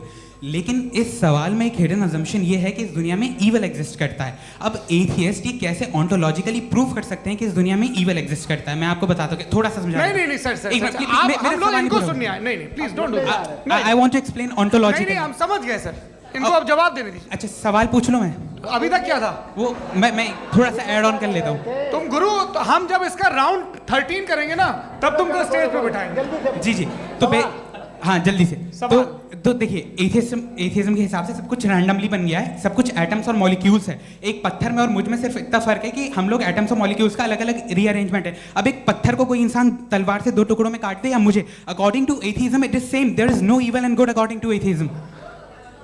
जी अच्छा, फैज साहब का सवाल ये है कि हाँ, कोशिश भी करते तो इससे गलत सवाल नहीं कर पाते। एक लाइफ फॉर्म है और लाइफ फॉर्म में फीलिंग्स हैं, मतलब लाइफ फॉर्म सुनता है, देखता है, टेस्ट कर सकता है, फील कर सकता है। तो उसकी जो ये जो क्वालिटी इस बबल में आ गई हैं, वो जानवर में भी है, इंसान में भी है। तो जाहिर है कि उसे कोई तकलीफ पहुंचेगी, तो चूंकि उसके पास वो सेंसिटिविटी है तो मैं करेगा। पत्थर में वो सेंसिटिविटी नहीं है। तो ये क्या सवाल हुआ कि अगर पत्थर को काटा तो पत्थर को तकलीफ नहीं होती, तो आपको काटे तो आपको क्यों तकलीफ हो? बैठ जाइए। जी हाँ, अगला सवाल। हाँ पूछे। जी जावेद अख्तर साहब, अरे भैया, सब आप लोग मुफ्ती साहब को छोड़ रहे हैं, तो मेरे ही पीछे पड़े हैं क्या? फिर चलो बोलो भाई। You asked how God can exist when children die in Gaza. हाँ? You asked how God can exist when children die in Gaza, and you also mentioned the rise of atheism in Europe. But the same events also are leading many atheists and non-believers to turn towards faith. How do you interpret this contradiction, where suffering pushes some away from God, yet brings others closer to belief? देखिए, आपको एक बात बताऊं, दुनिया perfect तो कहीं भी नहीं है, हर जगह कुछ खामियां हैं। बेटा एक मिनट, मैं आप ही को कहेंगे, देखो वो तो कुछ खामियां, कमज़ोरियां, खराबियां सब जगह है। लेकिन अगर देखोगे ईमानदारी से कि दुनिया सबसे ज़्यादा महज़ब कहाँ है, एक आम शहरी को कहाँ हुकूक हासिल हैं, वो बोल सकता है, अपनी मर्ज़ी से काम कर सकता है, अपनी मर्ज़ी से राय दे सकता है, हुकूमत के ख़िलाफ़ बोल सकता है, बरसर इक़्तिदार लोगों के बारे में बोल सकता है, सरमायादारों के ख़िलाफ़ बोल सकता है। तो आपको ये स्कैंडिनेवियन कंट्रीज़ में मिलेगा, वेस्टर्न यूरोप में मिलेगा। मैं नहीं कह रहा वो परफेक्ट है, बिल्कुल नहीं, वहाँ बहुत ख़राबियाँ भी हैं, परफेक्ट तो कोई। लेकिन जिन जिन मुल्कों में, लैटिन अमेरिका देखो, गल्फ़ देखो, वहाँ पर आपको ये ज़रूर है कि रेप नहीं होते होंगे। रेप की ज़रूरत क्या है भाई? उसको तो ख़रीद लो, घर में रखो, सड़क पर रेप करने की क्या ज़रूरत है? मगर सुनिए, मगर हकीकत ये है कि वहाँ शख्सी आज़ादी राय देने की, बोलने की नहीं है। जी, ये एक आखिरी सवाल मुफ्ती साहब से। हाँ मैम, इनको माइक दीजिए। शुक्रिया। मेरा नाम मनीषा है, मैं हरियाणा से आई हूँ। मैं मुफ्ती साहब से एक बात पूछना चाहती हूँ। आप बार बार जावेद साहब को कॉन्ट्राडिक्ट तो कर रहे हैं कि आपने ये कहा, लेकिन आप भी अजम्पशंस के बेसिस पे बात कर रहे हैं। आपने खुदा के होने का कौन सा प्रूफ पेश किया है, खुदा की एग्जिस्टेंस का? अब इस सवाल को अलग रहने दीजिए, कौन एथीस्ट है कौन नहीं है। और दूसरी बात जो आपने एक छोटी सी कही थी कि ये फ्री विल का इस्तेमाल करता है इंसान अपनी, लेकिन इस फ्री विल का इस्तेमाल में मतलब खुदा ने ये दे दी सबको ये इजाज़त कि वो कितना घिनौनापन और कितने ज़्यादा ख़राब से ख़राब तरीके इस्तेमाल कर सकते हैं। जवाब सुनते जी। आप फ्री विल को मानती है ना, या अब कहती है कि फ्री विल नहीं है ना? मानती है ना? तो अब आपके पास इसका कोई एक्सप्लेनेशन नहीं है कि अगर एक इंसान उस फ्री विल का इस्तेमाल करके गलत काम कर रहा है और बच के अच्छी ज़िंदगी गुजार के निकल जा रहा है, उसका कोई रिकम्पेंस नहीं है। हमारे वर्ल्ड व्यू में जो इंसान गलत काम कर रहा है उसको भी रिकम्पेंस यानी उसका बुरा बदला मिलना है, और जो सही काम कर रहा है उसको सही बदला मिलना है। लिहाजा जो फ्री विल है वो इस तरीके से है कि एक लिमिटेड टाइम तक खुदा ने मोहलत दी है। ऐसा नहीं कि छूट दे दी, जो करना है करते रहो हमेशा। वक्त आएगा जब एग्जाम का टाइम खत्म होगा तब रिजल्ट आएगा, दौराने एग्जाम जबरदस्ती आपको नहीं बताया जाएगा। अरे भाई एक सेकंड, जी सवाल मुफ्ती साहब से मेरा, मुफ्ती साहब से जी मैम रुक जाइए, आपसे फोन, आप इसके बाद आपसे माइक रहेंगे वो। हाँ बोलिए। मैं मुफ्ती साहब एक ही सवाल करता हूँ कि अगर जो हो रहा है फ्री विल से हो रहा है और एक दिन बरोज़ क़यामत इंसाफ होगा मैशर में वगैरह वगैरह, तो दुआ क्यों मांगते हैं लोग? दुआ मांगते हैं इसके मतलब है अभी भी उसने ये डिपार्टमेंट रखा है कि मैं रोज़मर्रा की ज़िंदगी में बिल्कुल ही कैन। तो तुम कैन हो, तुम मुझे नौकरी दिला देते हो, मेरे बेटे को ग्रीन कार्ड दिला देते हो, और 45,000 बच्चे मरते हो, उन्हें रोकते नहीं हो। नहीं तो क्या आप ये कह रहे हैं कि इस दुनिया में जालिमों को कभी पकड़ ही नहीं होती है? अरे जो भी पकड़ होगी वो बच्चे रोते हैं। बिल्कुल, देखिए मैंने अपने ओपनिंग स्टेटमेंट में यही कहा था कि जनाब जावेद साहब सिर्फ इमोशनल आर्गुमेंट देंगे। This is an emotional argument. ये छोटे मोटे इसके पीछे का रीजन मैंने बताया क्या है, इसके पीछे का रीजन क्या है मैंने बताया। मंच से आप लोगों को सज्जनों इसलिए कह रहा हूं ताकि थोड़ा सा आपके कॉन्शियंस पे जोर रहे कि आपको ऑर्डर बचा के रखना है। वक्त तय हुआ था, ये वक्त पूरा हुआ, आपने इतने धैर्यपूर्वक सुना, मैं आप सबका बहुत बहुत शुक्रगुजार हूं। यदि इन दोनों विद्वानों की इच्छा होगी तो कभी हम इस बातचीत का राउंड 2, राउंड 3, यही तो देखिए खूबी है इंसान की कि बहस मुबाहसे में वो पड़ा रहता है। आप लोगों ने बड़े धैर्य का परिचय दिया, बहुत बहुत शुक्रिया। इसी के साथ ये बातचीत यहाँ पे समाप्त होती है। मैं एक बात बता दूं, ये सारी बहस हो गई, अब मुफ्ती साहब और बड़े मुफ्ती साहब इन साथ के साथ मैं खाना खाने वाला हूँ। अच्छा